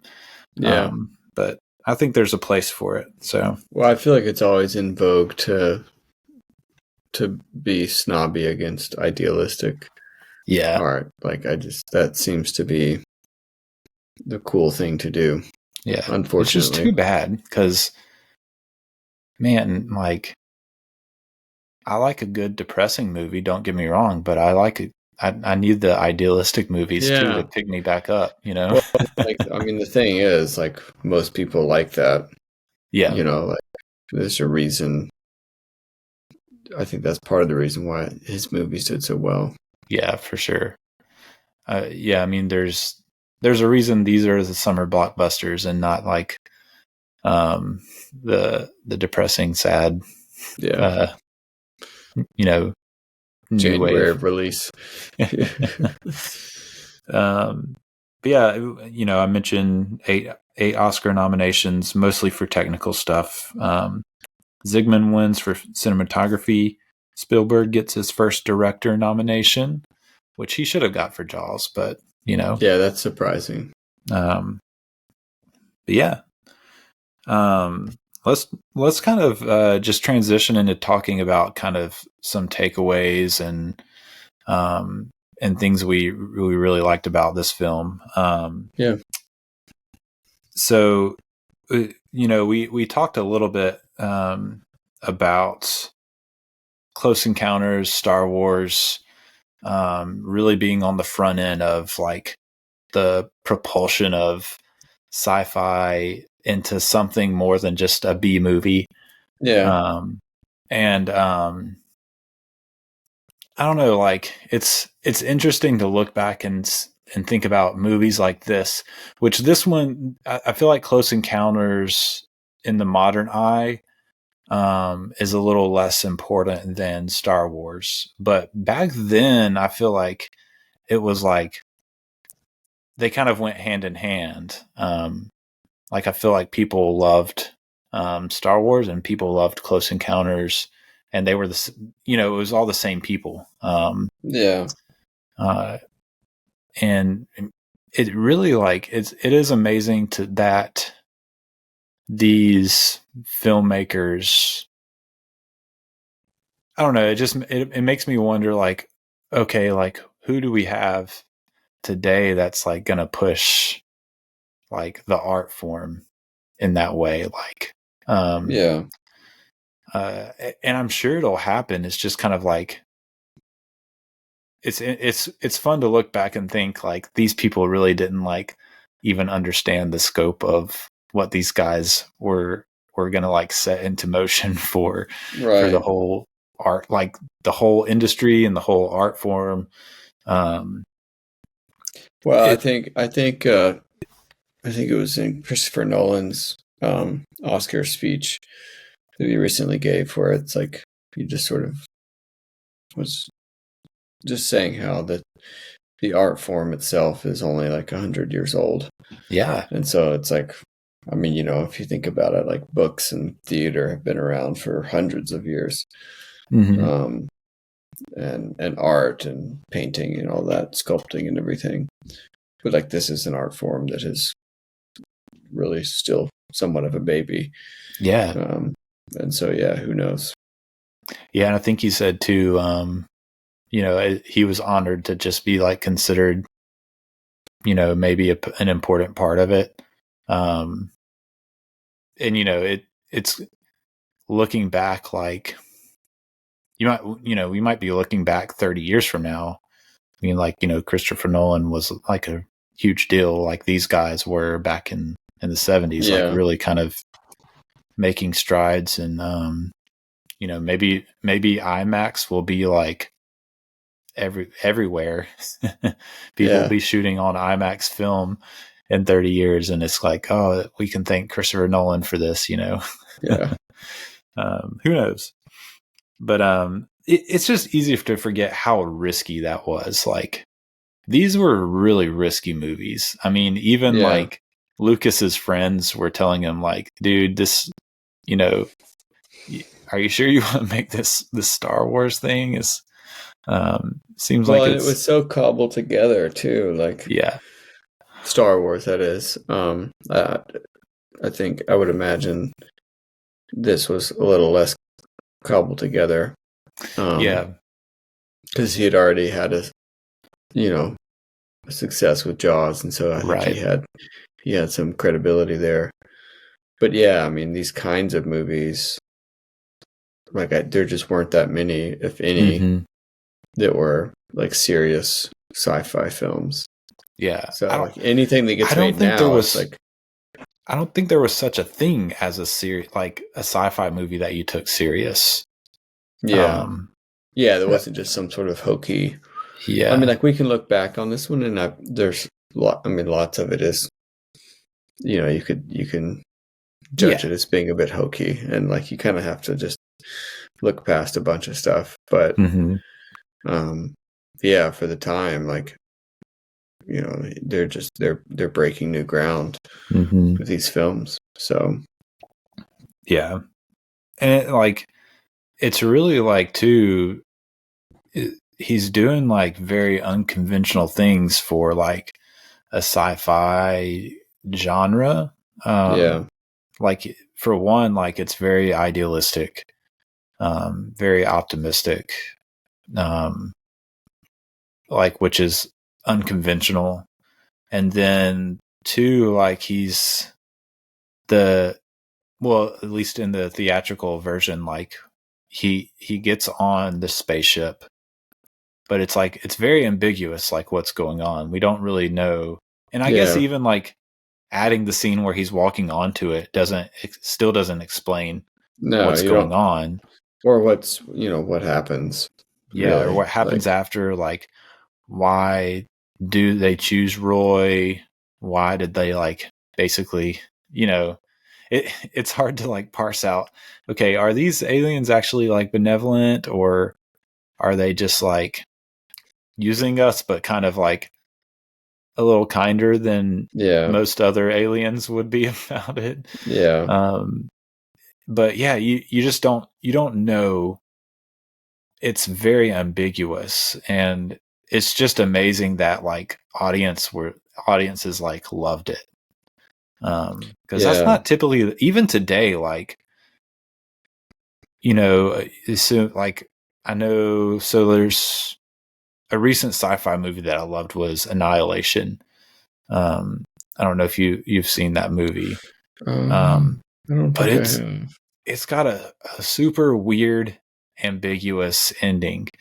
And like it's very like kind of drawing a line in the sand sort of thing to do still.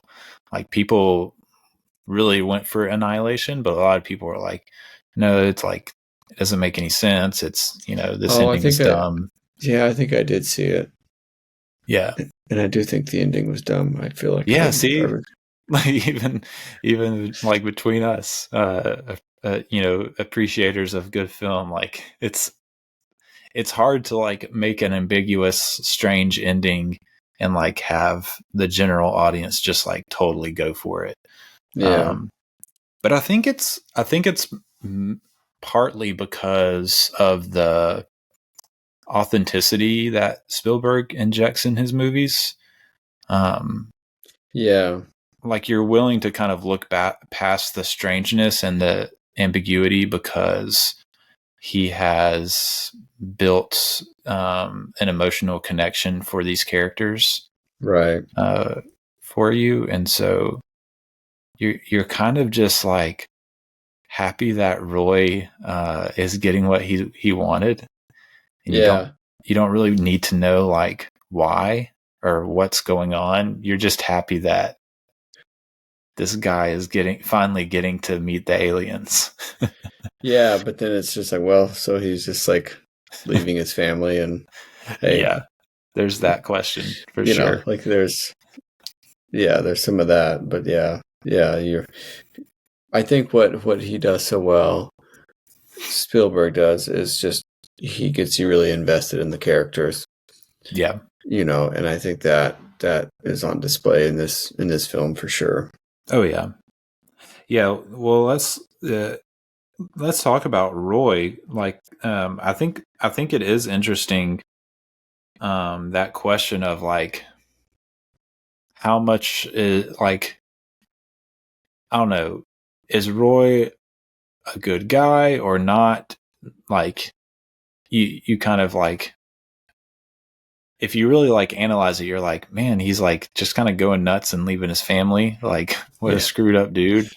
But then at the same time, it's like, well, this alien race is like implanted this image in his mind that's making him go crazy. Yeah.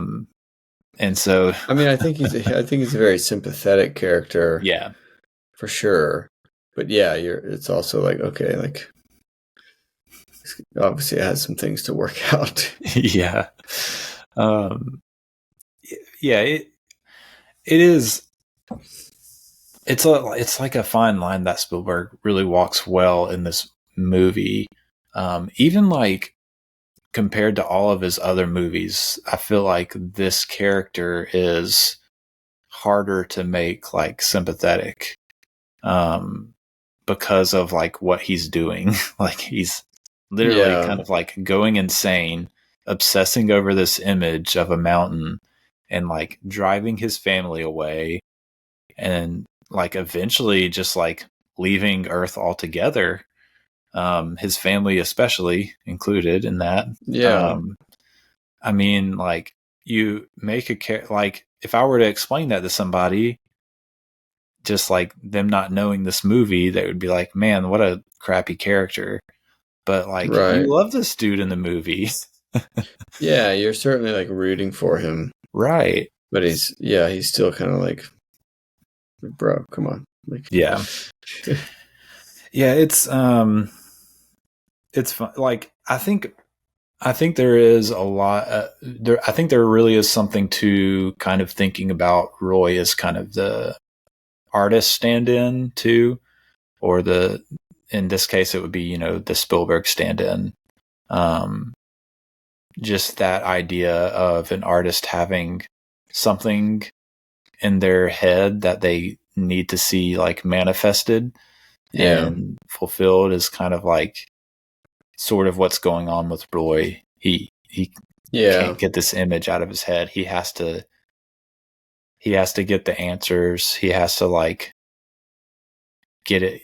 He has to see it through. Like he has to see it fully manifested, this thing that's in his head. And when you hear like obsessive artists talk about their art, that's kind of how they talk about it. Like I had this story in my head, or I had this image, and like I had to get it on paper, I had to get it on canvas, or whatever it may be. There's a compulsion, and there's sort of the tortured artist aspect of it, and for sure. And then on top of that, like he kind of feels like he doesn't fit in anywhere, which is a very Spielberg thing. Like, he doesn't feel like he necessarily fits in his suburban life. He's a little strange. Even like before he starts obsessing over the image, like he's just kind of like a strange kind of dude. He doesn't feel like necessarily he fits in. He doesn't feel like he fits in at his job. Like all these dudes like walking around like, and here's Richard Dreyfuss. He's just kind of like this silly guy that's like, oh, I guess I'll go find this power plant. And you see the coworker kind of rolling his eyes like, you're sending this guy. He does a lot of subtle stuff like that you kind of subconsciously pick up on, of like, oh, everyone kind of sees this guy as a little bit strange. Well, he's got like all of his like train models and stuff, which I think is also like Spielberg was super into trains. Yeah, I think. And he's just sort of a bit of an oddball. Yeah. Even before he got communicated to by aliens. But yeah, he's an outsider, and so are all the people, sitting on that hill waiting to see the aliens. And that's true. Yeah, I think those are like Spielberg's people. I think those are the people that he's like, these are, out of all the characters, out of all like the people in this movie, the people that are like setting up their picnic blankets to try to catch a sight of the UFO, like those are the people I'm interested in. Like those are the people that I connect with. Yeah, for sure. Yeah. And then you have the Barry character too, which I think is important because he's like a crucial kind of child character that kind of kicks off a lot of crucial child characters for Spielberg, you know. Yeah. You know, we've already talked a lot about him, so you know we don't have to like delve deep into that, but yeah, just like I think Spielberg is drawn to the idea of, you know, kind of for kids, magic and fantasy and reality don't have necessarily like strong, distinct lines yet. Yeah. And I think that's a very like just attractive thing for Spielberg to explore that. Yeah. And there's also, I think, just these sort of purity and innocence element of childhood wonder, you know, and you definitely see that with Barry. Like he's just like, that's cool. Like, yeah, like all the toys coming to life towards the beginning. Yeah. That's like super freaky, but he's just like, oh, this is so cool. Yeah, which is, you're kind of like, I don't know if most kids would react that way, but yeah, I don't know that mine would. I think my 5-year-old son would freak out. Like, what's going on? Yeah, I don't think he's normal in that sense. Right. But so I guess Barry's an outsider too. yeah. But he represents that sort of childhood wonder and innocence, I think. Yeah. And Spielberg did, you know, I mentioned the When You Wish Upon a Star. Spielberg said that the theme of the film is like influenced by, you know, that sort of idea of like wish fulfillment and kind of like bringing dreams to reality that people said you couldn't do. And so, you know, that's how you feel about Barry. Like, this kid shouldn't be doing this, but he does. And especially like Roy, like, you know, his wife is like, you know, you're going insane, but he's like, no, I'm seeing this through. And he does make the contact with the aliens and goes aboard, you know. Yeah, it's interesting. Hello there, listener. Don't you ever want more for your life? Don't you ever dream of surpassing the status of just podcast listener? Well, I've got good news. If you head on over to establishingshotpod.com and click the send a voicemail button on the right side of your screen, you can be featured on the podcast. I'd love to hear from you, whether it's a comment in response to an episode you liked, an opinion of mine you disagreed with, or just a question for me. And if you're too shy to have your voice featured, you can always email me at establishingshotpod@gmail.com. Don't settle for just being a podcast listener. Reach for the stars and get featured on The Establishing Shot. Back to the show. What about images and like powerful sequences? Were there any that stood out to you? I know I had a few kind of jotted down. I don't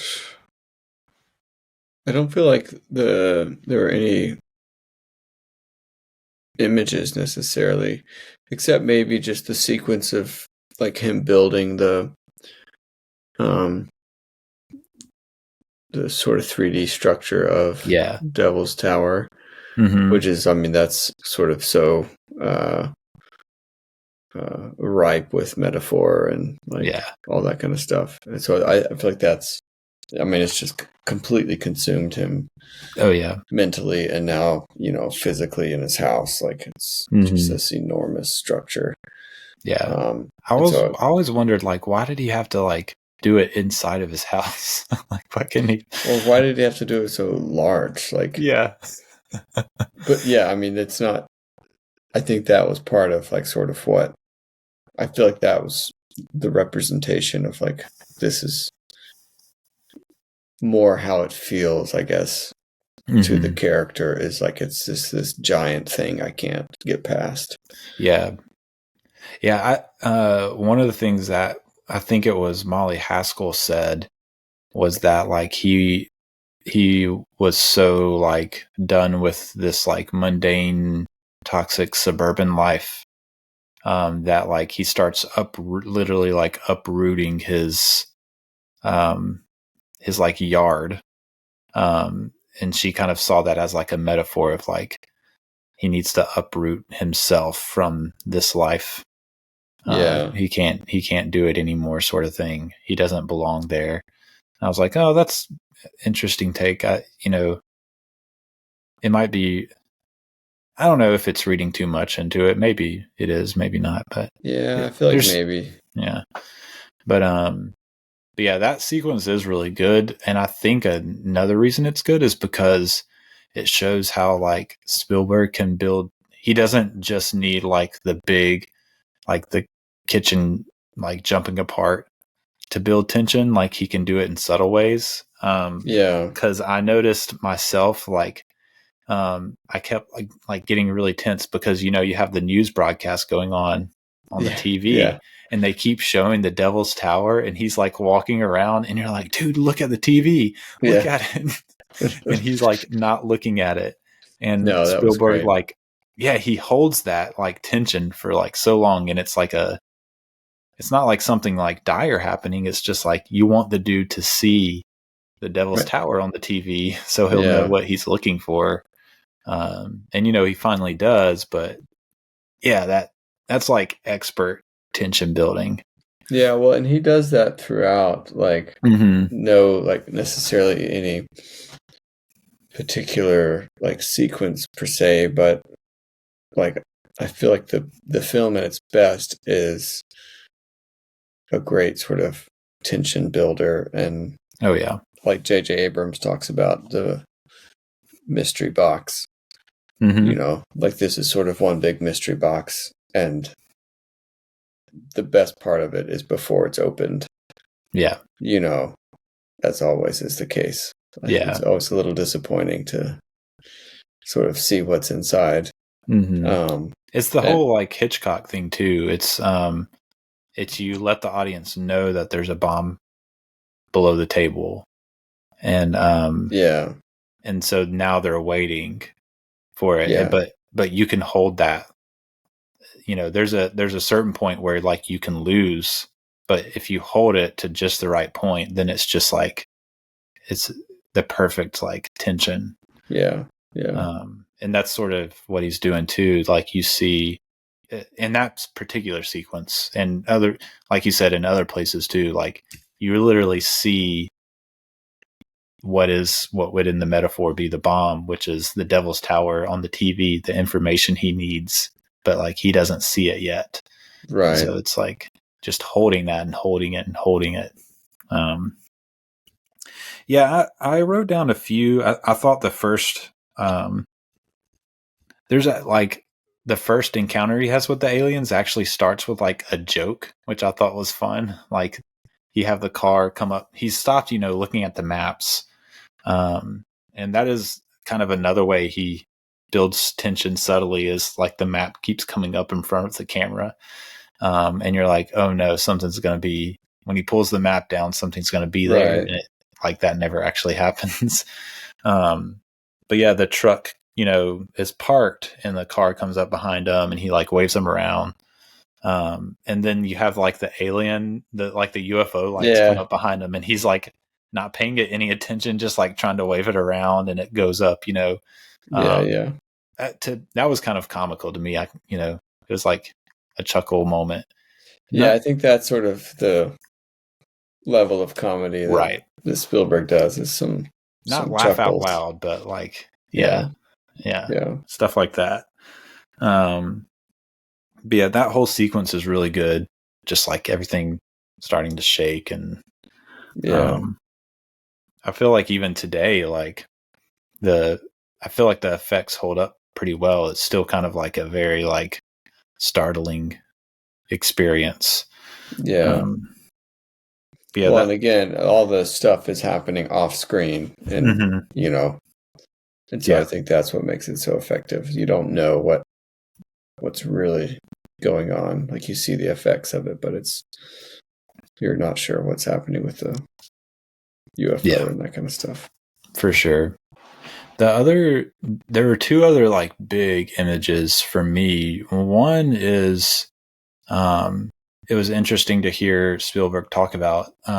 So the mothership, when it's like first arriving, you would kind of think it would, come down, but it actually like kind of comes up from behind the Devil's Tower. Yeah. And Spielberg kind of said like there wasn't really any intellectual like choice behind that. He just thought it would look cool, and it did. Yeah. So they did it, and it does, like, it's really effective. It's I think it like I guess he accidentally fell into a way of like being able to show like how big this thing is in a more effective way than coming down. If you like analyze it too long, you're like, where did it come from? How did it come up? Yeah. But and has it always been here? Yeah. But yeah, when you first see that mothership coming up, it's very like striking, and then everything that happens with the mothership is really like amazing to look at, and hear, because the sounds are like incredible. All the music and everything that it's like playing back and forth. But then I think the big image, and this is actually the image that Spielberg points out as like his like, I don't know if it's like you would say favorite, but for him like the most important image of the film is when Barry goes, when the UFOs are outside the house, and Barry goes and like opens the door, and it's just him standing in the doorway with like the red light streaming in, just staring at it before his mom snatches him up. And it's just like that image of one like childhood wonder, and I think Spielberg talked about like the willingness of children to like open doors. And I guess like him kind of desiring to have that willingness himself to like,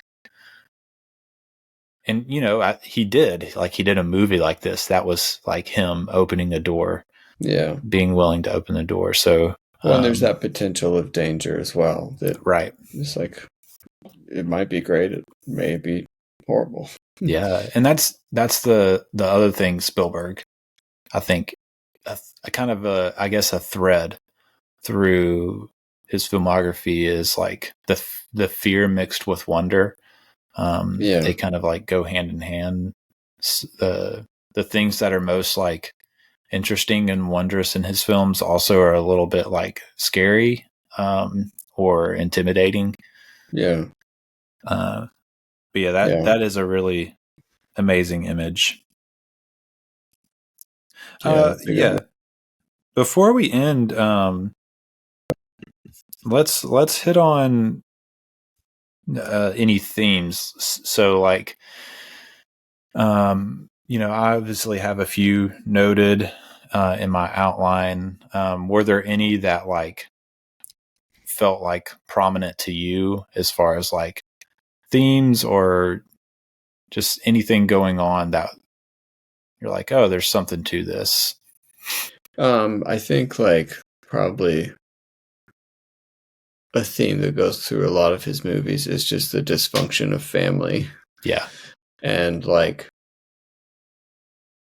the disappointment of fathers. I guess.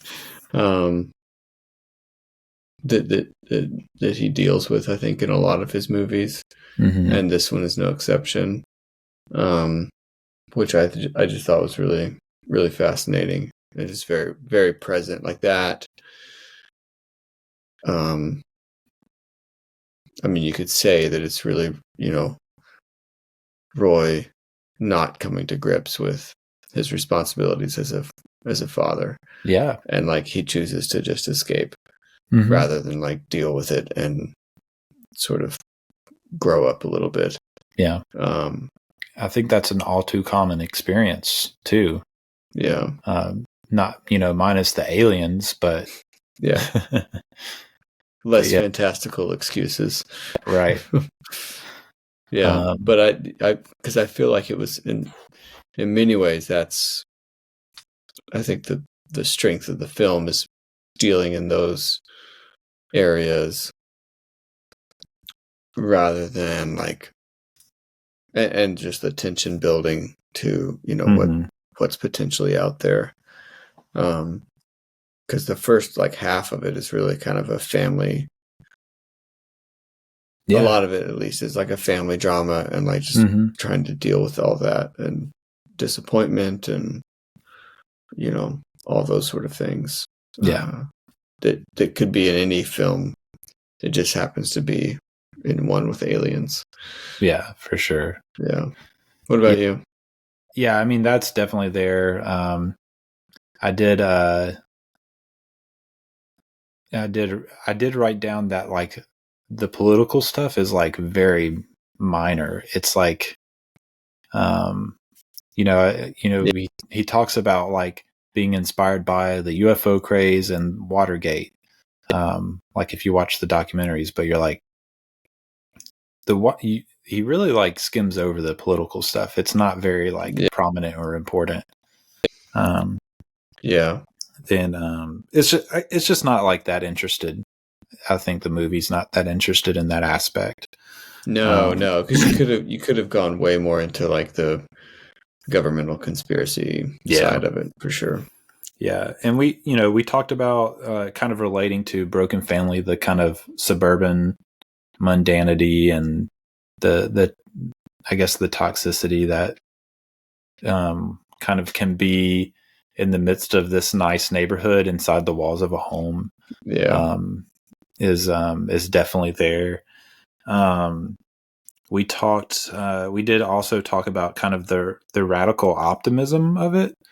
Especially like for an alien invasion movie to like have the aliens be for all we can tell pretty benign. Like they don't seem like they're really wanting to do harm to anyone.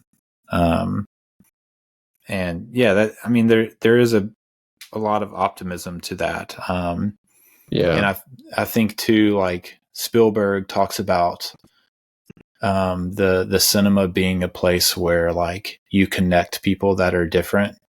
I've heard him talk about that in interviews and stuff where you can go in, two completely different people can go into the same theater and walk out having shared the same experience. And I think like he's doing something with that here of like, if these aliens and humans can like communicate peacefully, then maybe there's hope for like different cultures of like humans or different subsections of culture to reconcile.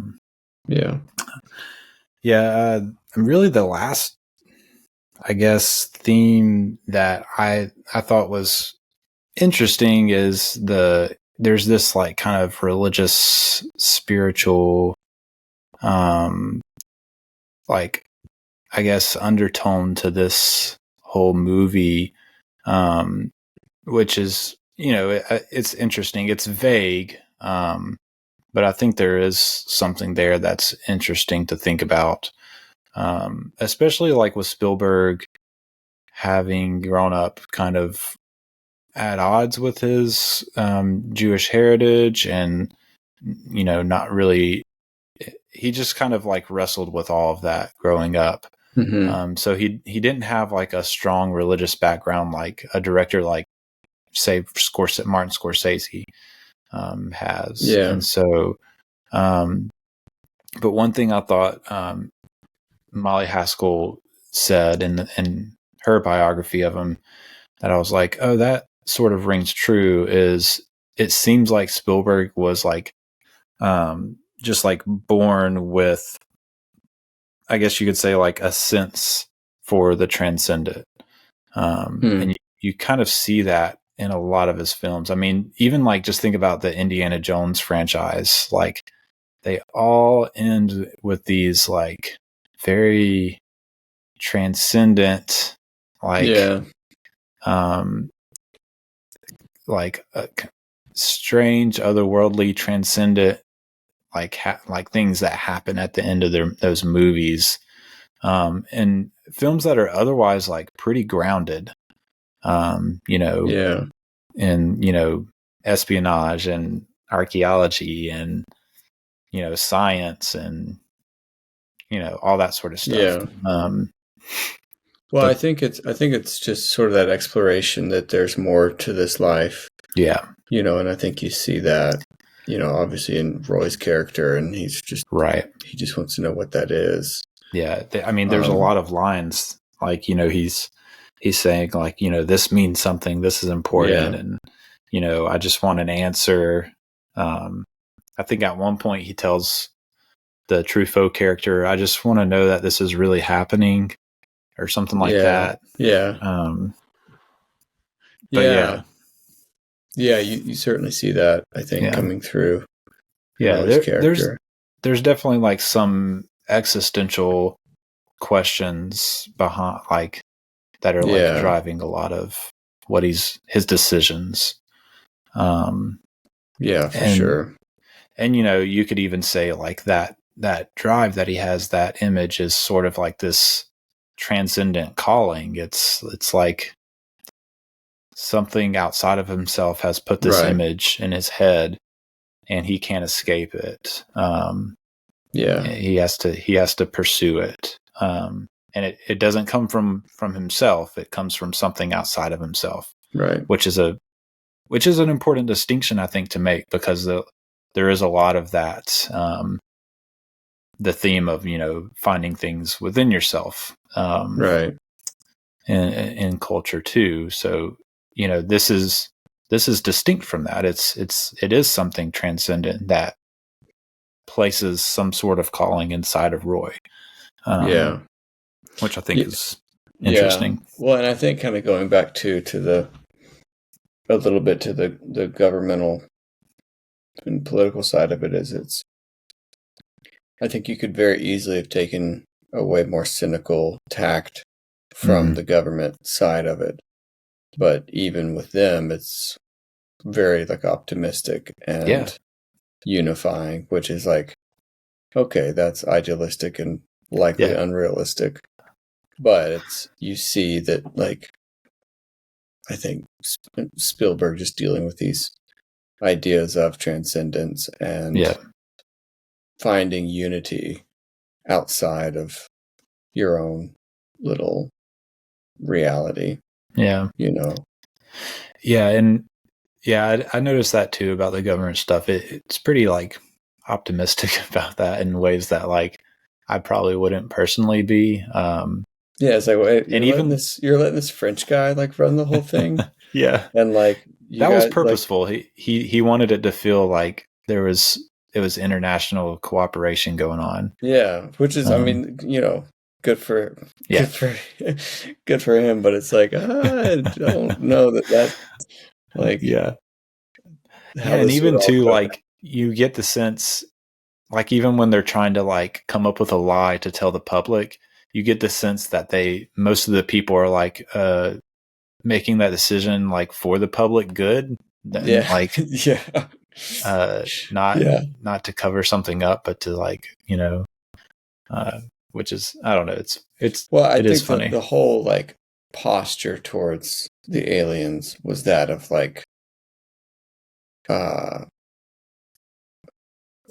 peace, like scientific intrigue, kind of. Intrigue, peace, assuming the best. So there was no like war footing or self-preservation.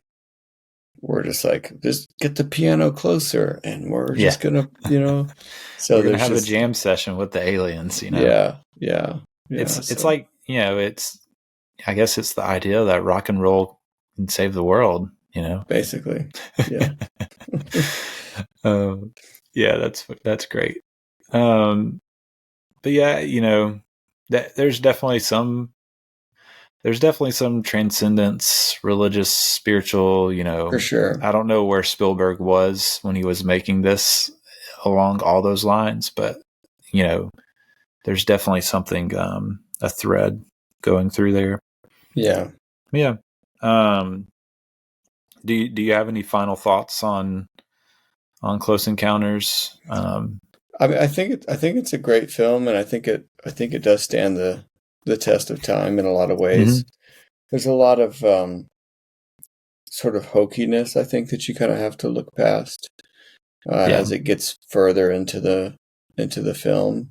Yeah. Again, especially with some of the government stuff and all that. But I think the best parts of it, I think, are that the tension building, and you're just like, what is this going to be? And that sort of mystery box idea, like, it's aliens, but like, what are they friendly? Like, what does this all mean? Like, why are they going to Devil's Tower? Like, what's going on? And just that sort of inner struggle with Roy, and really, really making it a real character driven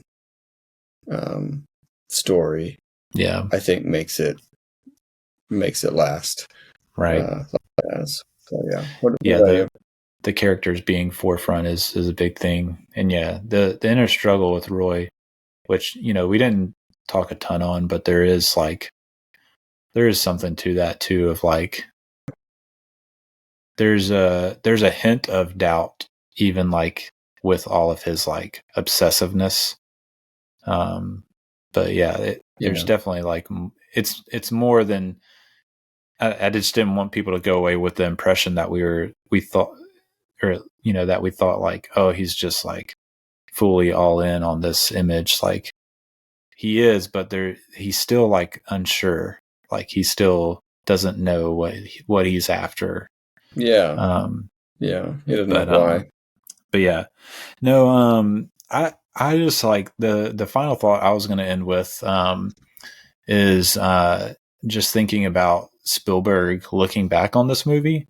So there's like a 20-year later, when they did the special edition release, they did a little documentary. And Spielberg in the documentary said that he could never make Close Encounters today. And he said the reason is because like I would never like leave. He had a family at that point. He didn't when he made Close Encounters. And so he was like, I just don't, I couldn't make that movie now.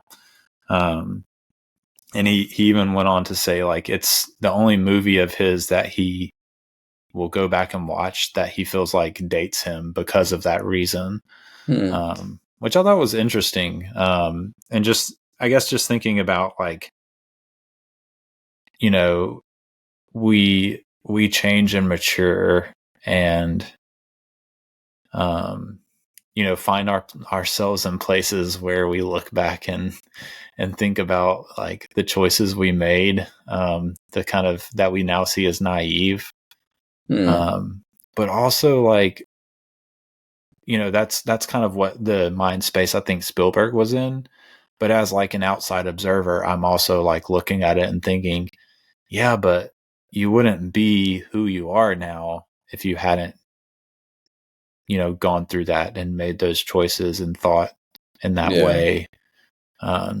So I don't know, just kind of thinking about all that and just like being a good balance of like having gratitude for where you've come from and what you've been through that have made you who you are, but also like the wherewithal to like be able to like learn from those things too, like Spielberg was, and being able to like mature in important ways. So yeah, not really anything to do with the film in and of itself, but kind of the Spielberg's life around it, that I thought was just kind of a maybe a cool thing to end with. Yeah. But yeah, I guess we do have to talk about where we would have this amongst Spielberg's films, like top tier, middle tier, bottom tier. For me, I think it's top. Yeah, I would say it's in the upper half. Yeah. For sure.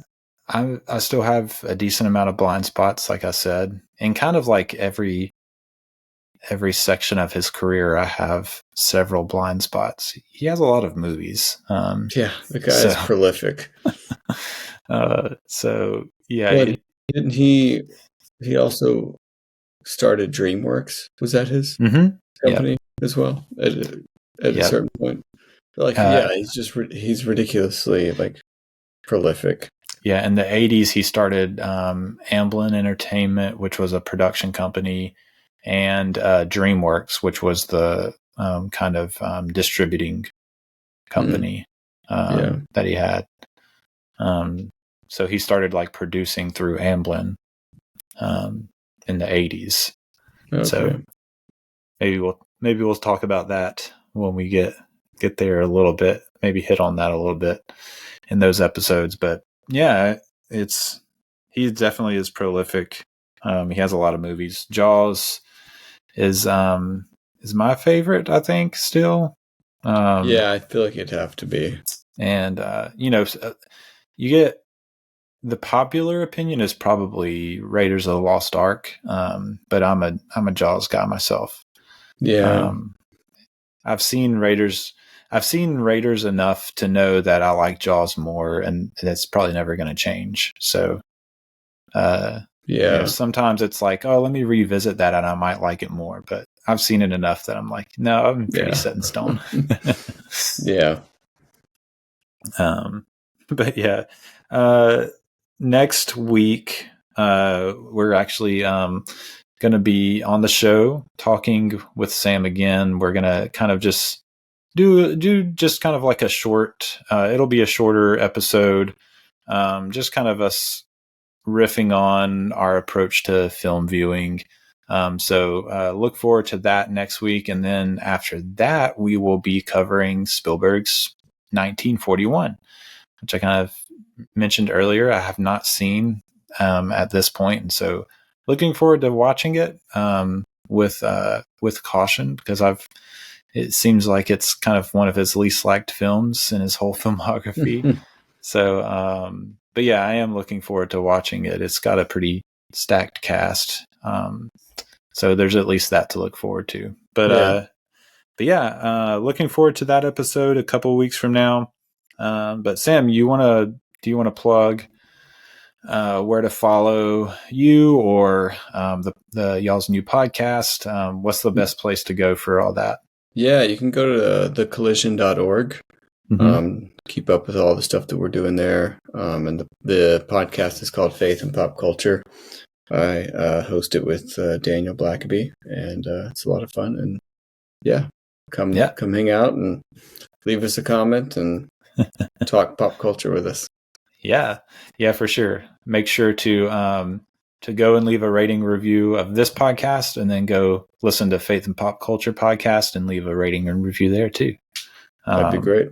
Yeah, and I'll make sure to link all that in the episode notes as well. But that is all we have for this week. So we're gonna head out and get ready to talk about our film approach, and you can hear that next week. But until then, I've been Eli Price. For Sam Camp, you've been listening to The Establishing Shot. See you next time. Goodbye. We were happy here. For a little while. But look, I figure it this way. Better to be king for a night than schmuck for a lifetime.